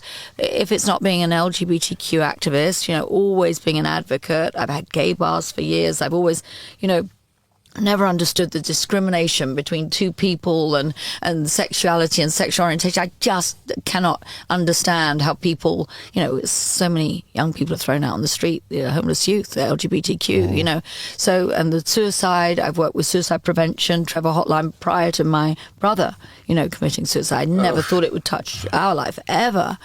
He wasn't LGBTQ. He was, been married for years and got 2 wonderful sons. And so that devastated me. But I meet these people and they talk to me about dogs, because so many people love our furry friends and they know that I've saved thousands of dogs, and I'm really passionate about that. Even one of my taglines for Bravo was, I'm passionate about dogs, just not crazy about bitches. And they said, you can't say that, you're not allowed to have the bitch word in the title. And I said, but why not? I'm talking about the dogs. In the end they let it go, because I said, well, I'm not saying anything else. I kind of learned to put my foot down a little bit with, when I was and then they would kind of connect to me over marriage things. I've been married for so long. I adopted my son, Max, who you gave his skateboard to. I said to him, I'm going to do your podcast. I'm so jealous. I said, well, maybe you could sit in. And he's just like, no, you don't want me sitting there. And be like, yeah. But adoption, people talk to me about business. So I get so many emotional connections. I think my book's going to be a little bit about all of that, about what I wish I'd done, what I have done, what I would do better, and where I feel I've had a modicum of success. Yeah. And this is going to be your second book. I did a cookbook, which was so much easier. If anybody's thinking of writing a book and you're kind of had a little small piece of celebrity, a cookbook with a few stories, the way to go. So easy. Really? To start to do this. The 53,000 words, I'm still not there yet. It's like, when is this? I feel like I'm writing the Bible, It's like, or War and Peace. It's like, when am I going to finish it? And then it kind of gets pushed to the bottom of the pile. But I will. In the next couple of months, I will deliver. So I'm going to choose to, if you're listening, do not be scared. I will deliver at some point. My second book Yeah. was a book of wisdom. What I've learned from a lifetime of terrible decisions. Really? Yeah. And was it funny, or was it? It was in turns funny, tragic, like sincere, like it was all of that. What would you say? Not putting you on the spot, and like, By all means, what put would me you on the say? spot. Well, no, but what would you say is one of the most important things that you've learned really through this whole experience? Absolutely, the most important thing I've learned in my life is how crucial it is to identify your passion. Full stop. I think that most people's biggest problem in life is that they have not identified something about which they are absolutely I do agree. passionate. Well, I agree, because I always say, find a job you love, then you never have to work a day in your life. The motivation comes from the want, because otherwise it's very difficult to get yourself, going. And like, I love what I do. Right. I love creating new restaurants. I love the hospitality industry. I actually love producing reality television, even though sometimes, as we say, like now, it's been very kind of emotionally draining. Just doing the reunion, sitting there for 10 hours and watching all these emotions. And these people really give it all. They don't sit there in the corner. They're kind of, I'm not saying they're trained, because they're not trained at all, but they're kind of people that are good for reality television, are people that really express themselves honestly. And when you do 10 hours of that and they're all sitting there, that's a lot of honesty, a lot to deal with. But yeah, I agree with you. I do agree with following your passion and finding it and tapping into that.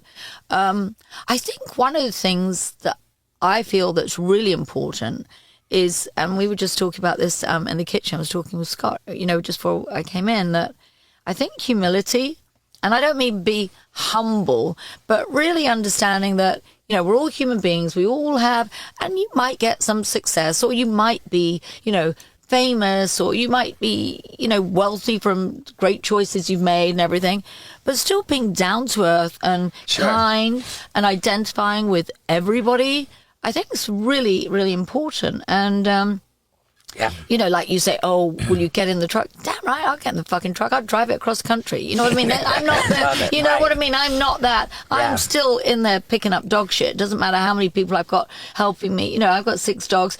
It's like, just always keeping your feet on the ground and not ever thinking you're better than anybody else, because you're not. You might have more luck, you might have more talent, but you're not better than anybody else. And doing my podcast, I met so many incredible people, and everybody had a story to tell, and everybody, taught me something. And I love that. I love conversation. There's a saying that I heard, which I really, really love, and it's simple. We are all eyes in the same head. Meaning that the concept of oneness. We are all one. Yeah. Like God is everything, or God is Are you nothing. religious? Not religious, spiritual. Oh, I'm religious. Yeah, I always think you've got to believe in something. Yeah. Yeah, and the universe is everything. Yeah. And all of creation is an exercise in the universe experiencing itself. Yeah. So like we're all divine, because we're all little pieces of the one big thing. And so you're every bit as divine as I am, no matter who you are. When I met you, you're so iconic in your, I can't say genre, because there's nobody else like you really per se, but I was always impressed by how kind you were. And I think that is more impressive to me. And I meet a lot of people because I have restaurants, and, especially like in Vegas and, opening restaurants. I meet a lot of people that come through. And I think often people lose their way a little bit with success, and they think that defines them and it makes them superior.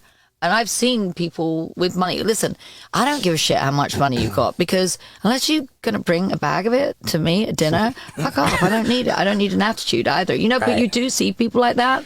And they think that it gives them, and it's like, I I have met some people, I tell you, you'll never think. Domenico Dolce, Dolce Gabbana, right? Okay. I remember, in fact, I might actually see him tonight, I think, but I remember when he came to my house, and huge brand, hugely successful, and I remember he came to my house with his partner, and he came in, I remember saying, Domenico, what would you like to drink? And he said, oh, Bella, I drink what you are drinking. And I was like, oh, okay. Well, yeah, sure. I'll have from rosé, gave him a glass of rosé. So I said, Domenico, what would you like to eat? I eat what you are eating.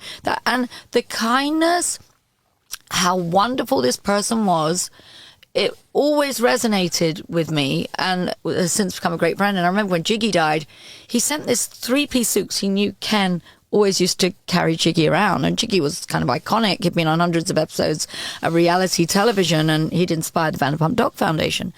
And this 3-piece suit arrived for Ken in the post. And I thought, well, that's really unusual for him to send a suit. It was a few weeks after Jiggy had died.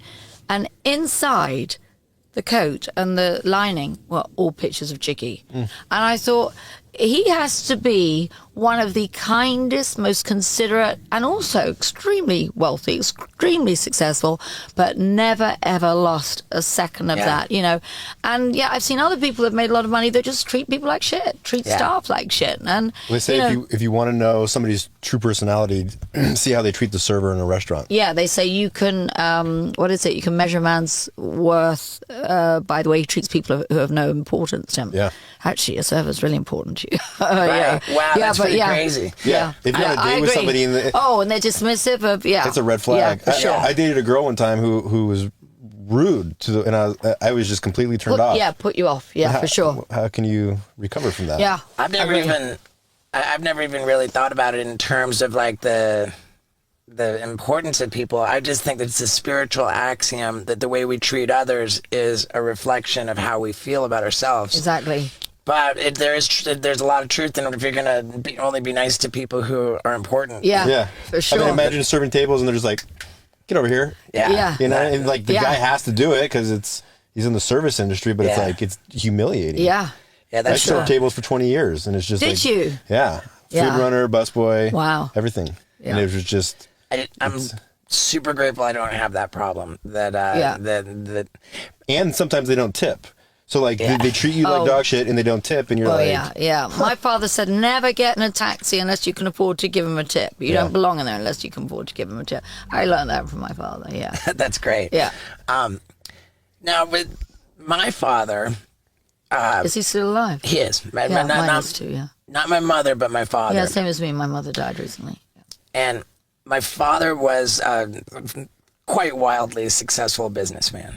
He was, a corporate executive for American multinational companies, and this is why I grew up in 5 different countries. Because, oh my God, I can only imagine when he starts seeing your antics. Yeah, for sure. Oh my goodness, yeah, for sure. And not many times, but there were times when I floated up the idea of open up a restaurant. And Dad has always been so insistent that the worst business idea possible is to open a restaurant. Well, statistics are against you. Most of them fail. Well, most fail within the first 3 years. Yeah. And then, why is that? Oh, gosh, it's very, very challenging. And I don't think it's getting any easier. I mean, what I'm loving personally is developing my brand with Caesars because they just have this extraordinary body of people and corporation. But you know what? Right at the top of Caesar's Palace, all the people from the people that own it, the Carano family, it's a public company, but to the managing directors, they are all so kind, so nice, and it's just such a pleasure to work with them. And I really enjoyed kind of doing that. I've opened in the Paris Casino, I think arguably one of the most beautiful restaurants in Las Vegas. I did that with my design company, Vanderpump Lane, and then we have another one in Caesar's Palace, and then we're opening another 2 with them so far. But it's much easier for me. I come up with the concept, build them out, design everything, right down to what the waiters wear, the cover of the check, everything. I mean, do everything, the menu, and then they run it. And for me, as we're getting older, it's a real welcome relief rather than my restaurants in West Hollywood. It's a lot of work. It's a real, But it wasn't always like that for you. I mean, in the beginning, I'm sure you had some failures. What went wrong in the business industry? Do not associate me with failures. And just like Lisa Vanderpump, I strive to be successful as well. And I want to help you become successful by encouraging you to have your own thriving business online. That's right. E-commerce is the way, and that way, ladies and gentlemen, is called ShipStation. This is for everybody with e-commerce operations. No matter how you're selling your stuff, if it's on Amazon, Etsy, your own website, then it doesn't matter, because all of those platforms can be brought into this easy-to-use interface along with all of your different shippers like FedEx, UPS, United States Postal Service. And on top of that, they give you the lowest rates possible. Rates that are normally for Fortune 500 companies. You get to enjoy super easy. When your order comes in, it prints out the label, you slap it on the box, and it's out the door. It makes life so easy, and it helps you be successful like Lisa Vanderpump and steveo. Now, to enjoy a 60-day free trial, you go to ShipStation.com and use the promo code steveo. Again, that is 60 days, 2 months of hassle-free, stress-free shipping with ShipStation. And they're so sure you're going to love it, it's a 60-day risk-free trial. So go to ShipStation.com, use the promo code steveo, and make ship happen. Yeah, dude. Now let's get back to it.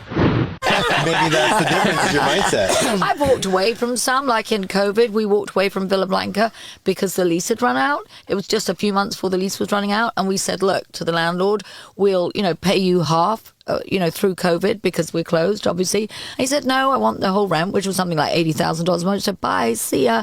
And then the place is still available 3 years later. He hasn't been able to, sometimes you need to. But I mean, it's when you start a restaurant now, it's going to be a success, no questions asked. But well, not restaurant necessarily, number but 1 yeah, through 5, were they like that? Were the first restaurant you did? I think it was much easier to do if you came up with a great product and a great, location in London. There's so many people walking around. If you get it right, you're going to, you're going to hit the jackpot. And we've had a total of 30-something restaurants in London, bars, clubs, crazy clubs. Yeah, no, well, more wine bars and not really pubs, but we've had a couple of crazy clubs that were so avant-garde. Even I would be like, holy cow, in London in that day. We owned the Shadow Lounge, which was one of the most popular gay bars in London. So in a way, have I seen it all? Yeah, I've seen it all and then some in some respects. But yeah, I just work really hard and I try to kind of check all the boxes, but it's not easy. I wouldn't recommend anybody like your father goes into the restaurant business. Yeah. So you've always had the Midas touch with restaurants. I don't know. I don't know if it's the Midas touch. Maybe it's just a lot of hard work and tenacity, so to speak. But I do think LA is harder because it seems like everything has to be destination. You don't have the passing trade as much, or people walking along thinking, oh, that looks nice, they got to go there. It's a different thing. New York is easier? I haven't tried New York, and I like to only be a kind of advocate for what you should do when it comes from a wealth of experience rather than, so I don't know. I've been asked to open in many, many different places over the years. But Vegas should be tough, right? Vegas is fan-fucking-tastic. It really is. There's people there, there's an energy, they want to go out, they want a great product, they're going to walk into Vanderpump à Paris in Paris and they're going to feel like they're in France. I lived in France for years and it's beautiful and you feel immersed in the experience.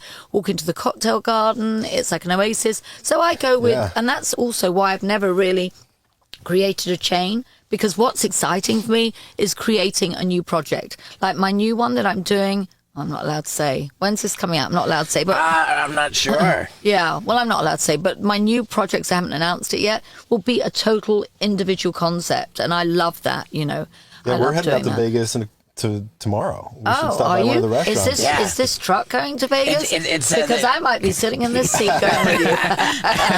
Yeah, we're taking the tour bus. Are you? Why, what are you going to do there? We got Arizona and we got Vegas. But what are you actually going to do there? We are recording with the lead singer of Tool. tomorrow in Phoenix, or not Phoenix, but in Arizona.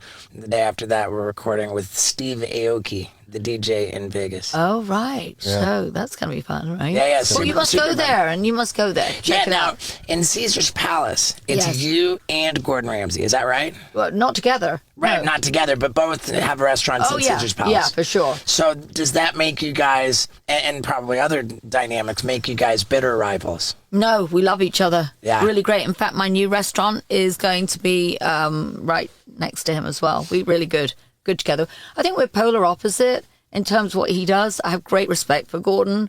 I think he's just genius, and I think he's been great television over the years.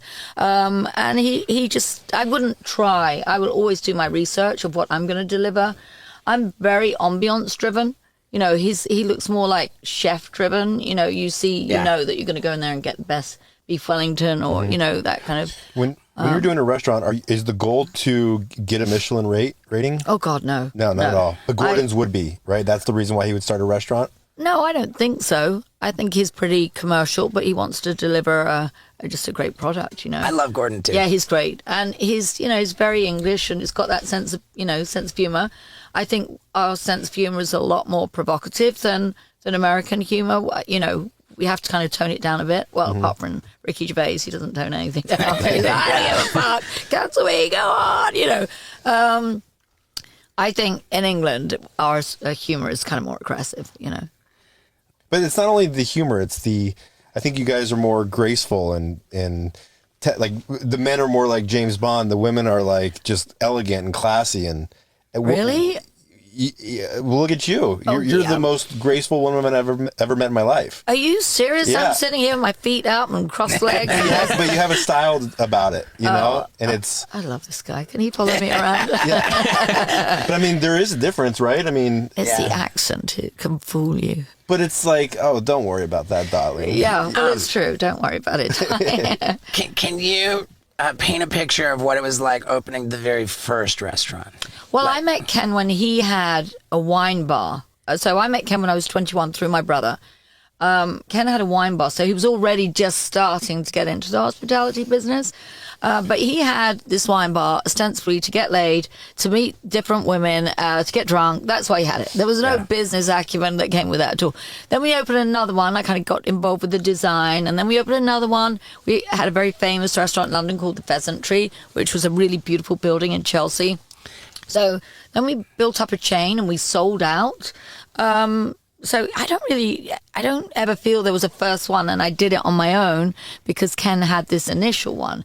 But, you know, basically as soon as he met me, I shut that shit down. Like, you know, we were going there. It was a business. It was not to get laid and it was not to get drunk, you know, because otherwise we weren't getting married. That was it. You know, that kind of changed real quick. I kind of... And with the absence of a business acumen, was his wine bar successful? Oh, yeah, it was. Just because he was a cool dude? Yeah. And I think we kind of always look, you know, like even if I had a dinner party last night, like just casual, you know, kind of spontaneous, I look to make a great vibe, great ambiance. I think, you know, when you went into Villa Rosa, you feel you know, I love creating spaces, beautiful spaces. They don't have to be too upscale. It can be very down to earth. I mean, when you walk into Pump, for instance, in West Hollywood, you know, it's kind of got these old olive trees. You can go in like dressed in shorts. You can be however you want to be in it. I don't want to create intimidating spaces. But I love the ambiance. I love the music. I love the lighting. I love the flowers. I love creating menus. I love it all. I really do. Again, I found a passion, you know? Yeah. How do you feel about how loud a restaurant can be? Because it drives me nuts when you got to scream across the table. You're going to hate my restaurant. You got to scream in my restaurant. Do you have like is there an area that isn't quite so loud? No, Stevie Park. Well, look, when I sat there in Pump, you know, my restaurant in West Hollywood, which in fact the lease is coming to the end now, and we're kind of deciding what we're going to do, whether we're going to go forward or not. Because honestly, to have 4, like with Caesars and then to have 3 here, it's quite a lot, you know, running them all at the same time. With all the other things, the charity, Dog Foundation, and my design business is, you know, my real passion as well. But when we go into Pump, I love the fact that you can sit there and listen to music and have real ambiance. I love that, you know, about it. What I don't like is loud restaurants that it's like the acoustics are bad with chatter. You know, sometimes you go into restaurants and all the kind of conversations are bouncing off the walls. I don't like that at all. If it's, you know, like people are having a drink and the lighting's great, the music's on, I like that. I think people come to our restaurant for entertainment as much as, you know, as much as the food. Have you ever done dining in the dark? No. You never, Done a lot of things in the dark, but not that. have you ever heard of it? You walk into a restaurant, it's I've completely seen dark. that somewhere, The yeah. servers are all blind. Why would you do that? So because they say that when you shut off your one sense, the other senses enhance, and so the food tastes different and more and better. And like all the servers are blind, so they lead you to the table.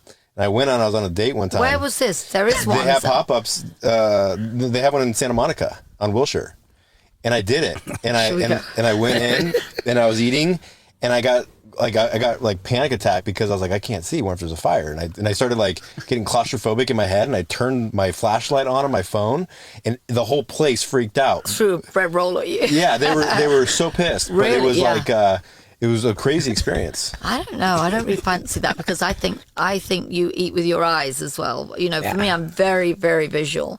I like everything to tick all the senses. You know, I don't want to just go in and it's not just about the food; it's about the whole experience. I So agree. for me, and that's why I love, like, again, working with Caesars because they give me design kind of carte blanche. You know, so. I mean, we show them what we're going to do, but my partner, Nick Elaine, and I, we have these fantastical ideas and we can create something beautiful. And I think that's the essence of happiness, being in surrounding where, you know, all the senses are ticked. And yeah, so I'm very much a visual person. So no blindfold, no eating in the dark, no. Yeah, I agree. Sex in the dark's great when you've had, you know, like, after all these years, turn the lights off. You're not seeing this again. You just go back to memories of what it was like. Right? Yeah, I like that. Tell us about your design stuff. Oh, I love it. I'm so lucky. It's really funny because I met my partner. He had this showroom, and I walked into the showroom and I thought, okay, now I've got very diverse taste. But some people always say, oh, I can see it's got your stamp on it. But, you know, I've had a very modern house, I've had an Art Deco house, I've had an old English house. I've kind of done all different styles. And I walked into this showroom and I ended up talking to Nick, my partner, and I said, you know what, I never say this. I said to him, and it's kind of strange, but I think people around knew who I was because it was only about 5 years ago. And I said, we are going to be doing something together. And I said, I don't know what it is, but there's going to be a project we're going to do together, and I'm not sure what it is. So then we ended up meeting, and I put some of his lights in a restaurant, and I thought, wow, I loved it. And then we talked about designing a restaurant together, which was our first one, which was the Caesars Palace one. Then we did Tom Tom, which was, you know, it's a great cocktail bar and beautiful restaurant. I think it was voted #1 cocktail bar in Southern California. Beautiful, you know, with this moving clock and pieces and huge trees. And so we basically sit down and think, what do we want to create? What's the vibe we're going for? And each one is different. And to have somebody, also we make everything. So Vanderpump Lane has a factory. So Nick's always like, well, if, you know, he said, we're not going to draw it. We're not going to put it unless we can make it. So we really, really think it through. And it's like, for me, I always have this craziness in my head and this just drive to create beautiful spaces, but can never find what I want. So now to have a partner where we can make things is just, it's magic. It's magic. Like a new bar we're doing, I'm like, Nick, I really see it like this. And can we do it? And I said, this is what I want it to look like. And he's like, okay, we're going to get this, we're going to get the mold, we're going to, you know, do it out of concrete. So he facilitates a lot of our dreams, you know, and so we work on it together, and it's really just a magical partnership. And I love it. You know, it really has been a great experience. We've been together now 5 years, and we're working on 2 new restaurants together. So, yeah. So it's not like designing clothing or No, bags or no, it's no. I'd like to design everything. If it's just still, I want to design it. I love visuals, as I say. I love design. But no, this is purely, furniture, lighting, almost everything. architecture. Yeah, and I love doing it. So that's really great. That's been a blessing. With the restaurants that are featured on Vanderpump Rules, Yeah. the cast is like kind of a weird hybrid of actual restaurant employees and reality television personalities. Yeah. Is it hard to keep them in the capacity of a restaurant employee? Have you seen my show? It's really fucking hard. Did she just say really hard? Because I gotta tell you about Blue Chew tablets. They are delicious, and they have the same active ingredient as both Viagra and Cialis, except they only cost a fraction of the price. And for my male listeners, let me tell you, there's nothing more important than being really hard. So, if you go to BlueChew.com, you can get a whole month's supply of Blue Chew tablets completely for free. That is if you use the promo code STEVO. A whole month's supply of Blue Chew tablets. All you pay is $5 for shipping. Plus, you sort out your prescription very easily with the online provider at BlueChew.com. And again, promo code STEVO gets you a whole month's supply of Blue Chew tablets absolutely for free. All you gotta pay is $5 for shipping. And if you're wondering whether or not that might be a lot of fun, let me assure you, it is. Man, when I chew up my Blue Chew tablet and then show my girl Lux my blue tongue, she screams with excitement because it's that much fun. So go to BlueChew.com, use the promo code STEVO, and let's get back to it. I deserve a medal, yes. Well, let me say they're reality stars. Initially, they don't. The authenticity and the magic of Vanderpump Rules, I think, really came from the fact that it was an authentic group. And I think anything you try to do in reality television is never going to be as good without the authenticity. So when we started Vanderpump Rules, I had 200 or 300 people that worked for me, but I had this group that I knew they would go out with this one, they would sleep over at this house. There was 8 of them that really used to kind of all run around together. Oh, they would fight and then they wouldn't talk to each other coming in next door. I'd be like, leave it alone, just get on with your, do this and do that. And they would have an argument. I remember, Andy Cohen came to me and he said, look, we're going to give you a spin-off, kind of more about your business. Do you want to do it about Villa Blanca and Beverly Hills? And I was like, no, too wholesome, don't want to do that. So let me think about it. And I thought, well, sir, it's got such a kind of little crazy bunch of people and it's like a family situation. So I sent them a picture, and it wasn't a picture that we, fabricated or formulated for the pitch, there was a picture of me sitting in this kind of chair with all the staff around me, which also looked like they've just come off the runway. I mean, they were all looking like models, And Bravo straight away went, yeah, we want to greenlight a sizzle reel. So we did this sizzle reel, and it was so funny. It was like, well, this one used to date this one, but now this one is dating that one, but living with this one, and this one, and it was all kind of interconnected.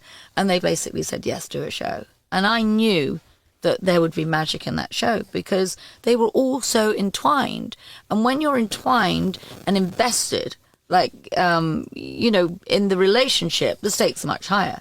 Like if you put somebody in here and you don't like them and you say, just, get out, whatever, and you just go. But when it's got this emotional investment of a friendship that has basically been cultivated over many years, there was always a lot. I mean, with, the whole thing, the transgression that just basically transpired on Vanderpump Rules, Ariana and Tom were together for 9 years. And on the show for that long. Yes, and they both worked for me for 3 or 4 years prior to being on the show. So when you've got those kind of stakes, it's not just like planting somebody and they bang them and that's not what the show's about. It's about existing relationships, it's about love affairs, it's about frustrations, it's about inappropriate, relations as this, what happened. And it gets complicated. Yeah. Whew. Has anybody gotten... Yes.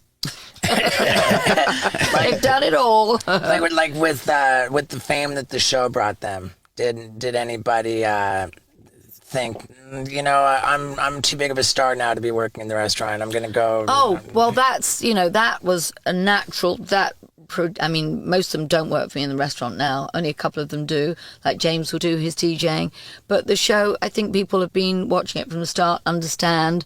Like I've been a mentor to Tom and Tom in creating their own restaurant, well, not restaurant bar, the last season, which was very frustrating. It's still on now. We're only on episode 8 now.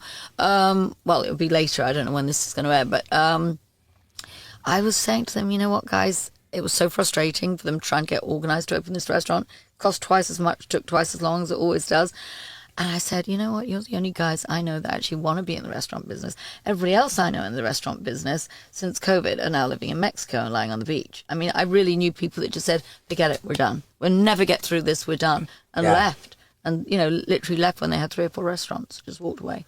Wow. Yeah. It's a very sad time for the restaurant business. Over 100,000 restaurants closed in America. Yeah. Everything's like Postmates now too. Yeah. But I don't think that's healthy. I think people need to get out and, because you see like all these shops are empty because everybody's online. Mm-hmm. But, no, I think we need to live. We need to, we need to be out and about. We need to shop, touch it, feel it, buy it. Not just kind of, I think that also can lead to depression, isolation, staying home. Mm-hmm. I'm very proactive. We've talked about this to fight depression because that would be an easy path for me to go down, So I work hard. I exercise. I need bright light, good food to keep, on an even keel. What's your exercise regimen? Well, today I just showed you my foot. My horse ran over my foot. I broke my leg in 7 places since I've seen you. Did you not know that? I did not know that. So I have a Cavalier horse, a beautiful white horse that was retired. You know the Cavalier show where the white horses come on? And I went to open the show, like as a guest, do the carpet and stuff years ago, like about 7 years ago. And I said, if ever you have a horse that's retiring, could I have him, buy him, donate or whatever? They said, well, actually, we do have one coming up. And I went to meet and I said, please, can I have him? Please, please, please. And I'd ridden for years. But I'd often have precarious horses, that would like, a little bit dangerous. And I was kind of, a little more self-protection now as you get a bit older. I wasn't 20 anymore. I was thinking I would love one of these horses. They are so smart. So I ended up with this amazing horse and I would ride him twice a week and he would live about half an hour from here. And then I was riding him last February. I was cantering him, very, very smart horse. I put him into canter from standing still. And I said to Ken, wow, he seems frisky. And I just had COVID. I hadn't ridden him for about 10 days. He'd been ridden, but I hadn't because he has a trainer that, like exercise him. And I said, I'm just going to go one more time, as you do. And he bucked, he reared. I stayed on and then he fell and we were galloping. And I went over the top. I damaged my back. Luckily, didn't break my back. It was badly damaged here and my ribs. And he jumped over the top of me. So I went over the top of him. He jumped over the top of me, thankfully, and then realised he'd done wrong, because he'd put a buck and a rear on. Never done that with me before. And he just stood there. I'd broken my leg in 7 places. I heard it break. Well, you've probably done that millions of times, right? You hear that break. I'd never broken anything before. So you had rods and pins? Yeah, I had like, it's actually okay now. It's like I've got a plate there. I've got 2 long pins and 3 screws here. So I broke it from here down there, 7 places. But yesterday when I was getting my little ponies in, I don't know why. I've met your little ponies. Yeah, see that bruise there? Yeah. Yeah, one of them ran over my foot. So normally I'd go on the treadmill. Just little baby ponies? They're not even a little baby pony is probably 200 pounds. So yeah, he galloped around the field. Yeah, didn't you try and ride them when you were here? I didn't try. I would never try to ride a baby pony. No, he's this big. They're strong little motherfuckers. I'm telling you, I love them. They're miniature horses, but when they want to do something, they are 10 times stronger than we are. And he wanted to get out the gate, which they did, and ended up running around the property with us chasing them. But he ran over my foot. So yeah, I normally do the treadmill for about an hour, but probably I need a day off. Okay. Yeah.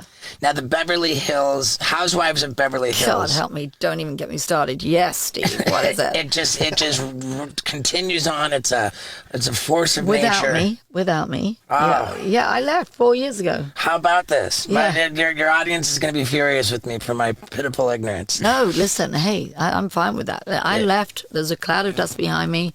And I just did Watch What Happens Live, and I said to Andy, thank you for saying the door's always open. He nodded his head, but no. But you watch it. You continue to watch it.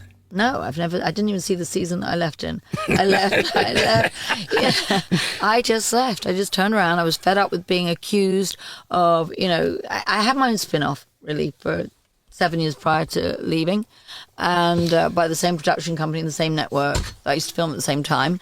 I don't know, maybe there were feelings about that, being given my own spin-off with my name on it. And you were always the wealthiest of the housewives, is that? Well, I don't know about that. I mean, but I'm self-made and nobody gave me anything, but I'm sure there's some of them, I don't know. You were the awesomest. Yeah, right. Okay, let's go with that. Steve O says I was the awesomest housewife. And said they were all haters. Well, you said that, but yeah, you're right. So they would constantly accuse me of this or that. In the end, I was just like, I cannot do this anymore. And then actually, honestly, when I was, my brother died in May. And I was due to start filming Vanderpump Rules 2 days after his funeral. And it was really difficult for me to do that. But it's not a show so much about my personal life. And I kind of said, look, I really I cannot talk about this. I was absolutely... My only sibling, I was devastated. I mean, devastated.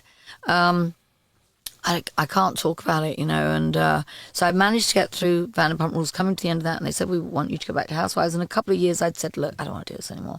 I don't want to be the target of, I'd go to reunions, it'd be 5 against 1 screaming at me. I was just like, I can't do it. I would open the fridge and look for, if milk was in the fridge, I'd cry. I felt like very, kind of, a whole situation emotionally, I was like on the edge a little bit, and they said no, I want you back.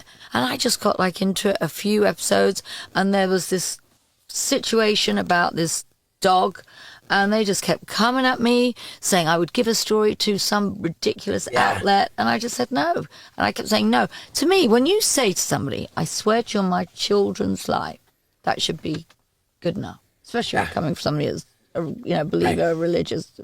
And no, I don't believe you. I said, you know what? Fuck off. I'm done. Get the fuck out of my house. I was done. And I never went back. They did ask me back, and they asked me to carry on filming. I said, nope, I'm halfway through the show. I'm not going back. That was it. Drew a line in the sand. I did see... But I love the fact you don't know I'm on it, because that means you don't watch it. Yeah, I've been... But I love the fact you knew all about Vanderpump Rules, so you must watch it. I did see a video of... You're not going to bring out any porno that I did. No. No, I've never done porno. Well, if I have, they never found it. No, if it was there, they would find it.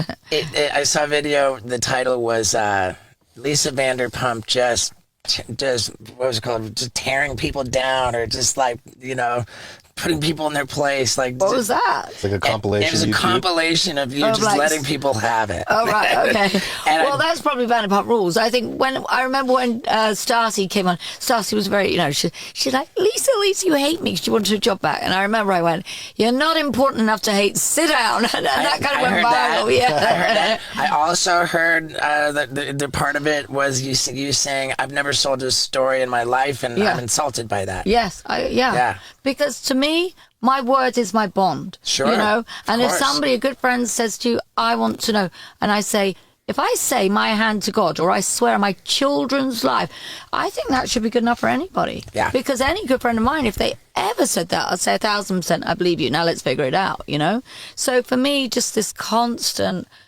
bullshit accusations, I was like, no.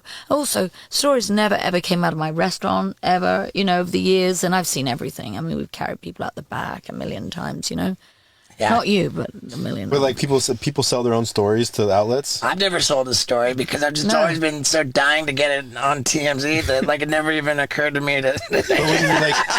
Can you give me an example of somebody selling a story? People sell stories all the time. You could be in a restaurant, you could be talking to somebody, and they sell a story. But you know what? Before I got to emergency, when I broke my leg, as I say, in 7 places, I was put in the truck, and you couldn't have anybody go with you. I couldn't have Ken go with me because COVID. Right? Oof. And so they put me in the truck, and they were going across the ground, and it was really bumpy going my leg, and I was just like, oh my God, I knew I was just totally screwed, And so when I got to emergency, as I came, they put me on the trolley, my phone rang, TMZ. They got the story before I even got into emergency. Really? I was like, wow. So I always said to them, how do you find that out? Is it paramedics? Is it who tells you? Do you have, say, have a hotline to courthouses and things like that if there's a lawsuit or something? And they said, no, just somebody gave them a story. I said, can you tell me how much you get paid for, giving your story? They said, oh, no, we don't pay. We don't pay unless there are pictures. Well, there weren't any pictures. So what's the point of giving somebody? I don't get the whole thing. Yeah. I don't get it. But yeah, I think people just want to feel like they're in the know and just. I think it's just like a logistical conundrum of once you've told somebody the story or given them the asset. Like, what leverage do you have? Now they know. Yeah. I've got something. How do you negotiate a price for something that they don't know? Oh, and then once they do know. Oh, I see. Once they do know, I don't know how that works, actually. Good point. I never thought about it. So you say, I've got something. Right. Yeah. How much are you going to give me? But as he said, he said, no, we don't give money unless there are pictures. So maybe that's when I honestly don't know if somebody like Radar Online, I don't know. I really don't know. Like maybe then if you got the picture. Yeah. Yeah. That the stereotypical moment of like handing the briefcase and like taking the hostage. Yeah, I don't know. You're lovely, and I love to consider you a friend. Oh, you know what? I love that about you. I do consider you a friend. And you're such a good friend. You're actually going to come to my Vanderpump Dog Foundation Gala in 2 months. When is it? It's May the 18th. It's kind of sold out, so you have to come as my guest. I will be back from my next Australia tour. Oh, when are you going there? I believe I'm back on May 11th. Okay, great. So I can sleep for a week. For sure. Yeah, well, it's all about the dogs. We haven't had the gala for 3 years now because of COVID. Mario Lopez, who's one of the kindest people on the planet. Do you know Mario? I've met him a bunch of times. It's always been a fantastic him and his experience. wife, so nice, decent, no drama. He always just said, Lisa, of course I want to host it. It's such a great charity. Let me do this. And like so calm and easy. So he'll be hosting it. We'll have just some great people there. It's a lot of fun. Everybody does dress up. Don't come in your T-shirt. Come in something you can do. I enjoy dressing up. Bring your wife. Yeah. I enjoy it. It's dressed up. We love and it. It's a fabulous night. And, whatever we raise, it all goes to the dogs. And we take on in our foundation, situations that nobody... Like the dogs in China. Yeah. Well, we have a sanctuary in China. But, we take on a lot of hopeless cases that, otherwise the dog would be euthanized, and so Vanderpump Dog Foundation, if anybody's interested in it, go to vanderpumpdogs.org. My gala is sold out now, even though it's not for a couple of months. It's, I think people, have always been amazing in terms of supporting it. But we have just great sponsors. Caesar's Palace sponsors, JSX. I don't know if you know. Jet Suite. Yeah. We fly tomorrow on them. Oh, okay. They are brilliant. Yeah. Jet Suite, the best model. In fact, there's a picture of me on the side of the plane with dogs on one of their planes because they really support the Vanderpump Dog Foundation. I've seen that brand grow. Jet Suite X is such a brilliant model, of the way they it makes travel so much easier. I love them. And also you can take your dog with you easily. Yeah. You can buy a seat next to you or a small dog but very easily. We just got a lot of great supporters. People love our four-legged furry friends. And I think now domestically we've adopted and found good homes for I think about 2,800 dogs just in LA County. And then we go out, like as I say, we've been involved in Peru and Mexico and all different, we go to disaster relief and, we try and help with animals. We have a homeless program that we work with. A lot of homeless people have dogs that need spare neutering and vaccination. And then we have a veterans program where we've trained dogs to be, PTSD dogs.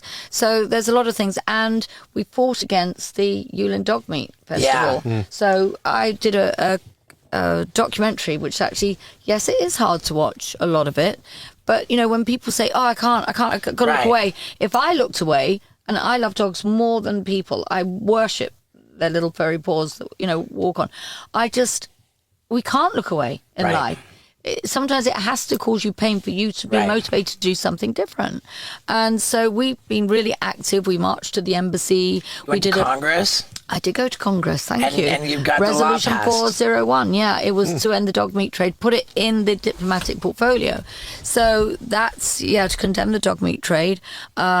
We have fought against China and really drawn attention. We did a documentary as well that's on Amazon, and it was just a fight, and we keep going, and we've drawn a lot of attention to it. You should go to China. When the dog meat festival is on, you should go with a baseball bat. And God, actually, I shouldn't be inciting violence, but you should go and protest. I mean, it's just so horrifying. The fact that this dog festival in China, that they're, if I understand correctly, the idea is to eat the meat of the dog, and that they believe that the more fear and pain that the dog experiences, that the more valuable the dog's meat is. Is that? What if you? I mean, the documentary, as I say, is it. What's it called, and where do people find it? The Road to Yulin and Beyond. Yeah, The Road to Yulin.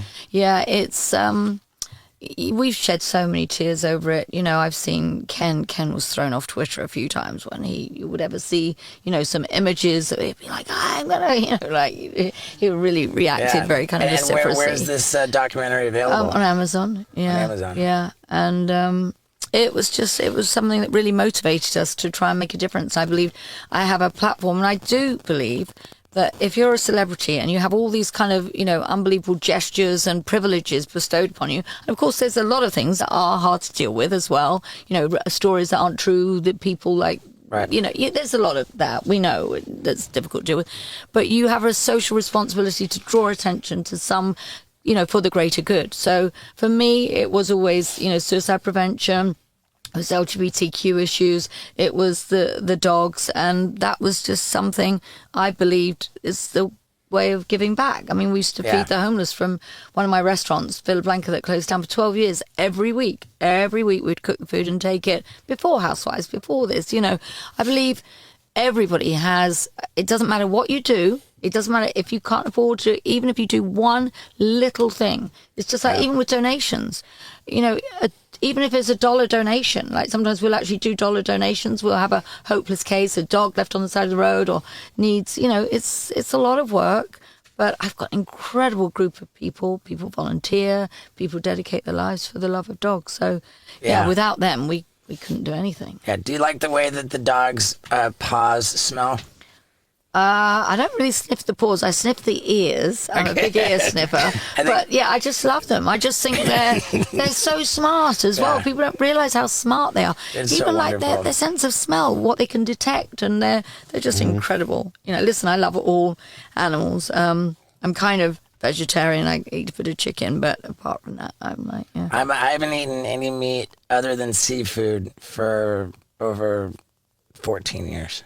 That's really good. Yeah, I just have such an iron deficiency, and I've been anemic so many times. I thought, okay, I'm going to try and eat a little bit. Right. But and I love the fact, I love people that love dogs.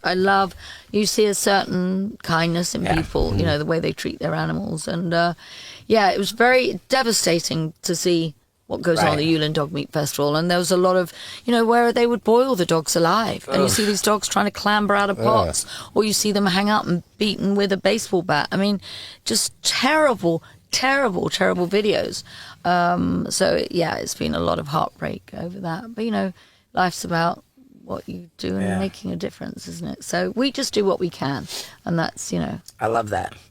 Okay, so we're going to send everybody to watch The Road to Yulin on Amazon. Yeah. Some of it's hard to watch. But I think education is what is behind motivation, And, whether or not you watch The Road to Yulin, maybe if you feel that you can't stomach it, you can absolutely donate to Vanderpumpdogs.org, Vanderpumpdogs.org. But even if it's, look at our missions and what we do. As I say, it's actually been hard keeping the foundation going. I'm a working woman. You know how I made a lot of money for my foundation?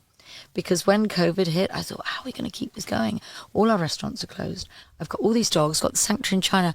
What am I going to do? How am I going to keep this, funding this foundation when our businesses are all shut down?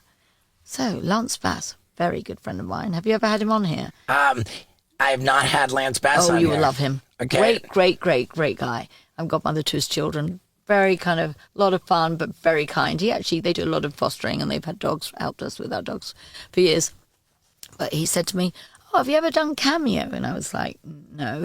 And so he said, "Oh, you should do Cameo." He said, "I do Cameo," and he donates some of the charities. So I thought, okay, I'm going to set up Cameo. And I'm going to donate all the money from Cameo to my dog foundation. I don't care how many cameos I do. I'm going to do literally as many, that come in if I can. Well, now I've been on it like since COVID. $398,000 later. That's how many cameos I've done. And that's kind of been, apart from fundraising and us giving money personally, has kept one of the things that kept it going. And it was tenacious. It was ambitious. I keep going. I still do it. I do as many as I can. But all the money goes to the dogs. Yeah. That's great. Yeah. That's cool. Yeah. I love it. Yeah. It's another reason why I love you. Oh, right back at you. All right. So, and Instagram and stuff, you're on all the social media? Yeah. Lisa Vanderpump. I mean, and Vanderpump Dogs has their own Instagram. You see what we do, but mine's kind of like it's visual and it's pretty and it's good. Yeah. And I keep doing what I love, and and just keep moving forward. I love it, and I love you. Thank you. Thank you for having me. All right. Good deal. Yeah, that really was wonderful. Oh, you're so sweet. Thanks. And let me see here. I'm gonna go ahead. Oh yeah, look. Let me give you my number. Yeah. We never. Yeah. That's my girl. How about that? Did I tell you we were buddies or what? And I'll have you know that after this, she said, let's have dinner. Just, me and Lux. Invited to dinner by Lisa Vanderpump. I'm so taking her up on that. I love her, man. She's the best. And I love you for sticking around to the end of the Wild Ride podcast. And if any of the new people who just came for Lisa Vanderpump, this is a thing that we do at the Wild Ride podcast. I express my gratitude to those of you who stick around to the end. And I say, hey, man, if you really enjoyed this, then go ahead and post a screenshot of the podcast on whatever device you're consuming it. And post that screenshot tagging my guest, Lisa Vanderpump, and let her know that you enjoyed the podcast. I always love it if my guests see it online, that people are giving positive feedback. It makes them feel good about having done the Wild Ride podcast. And it's just a good vibe, man. And whenever I see those posts, man, I like and I comment to show my gratitude to you. So putting that out there, the people who do that I call the street team, the Wild Ride street team. And they're my favorite people in the world. And that is you. Thank you so much.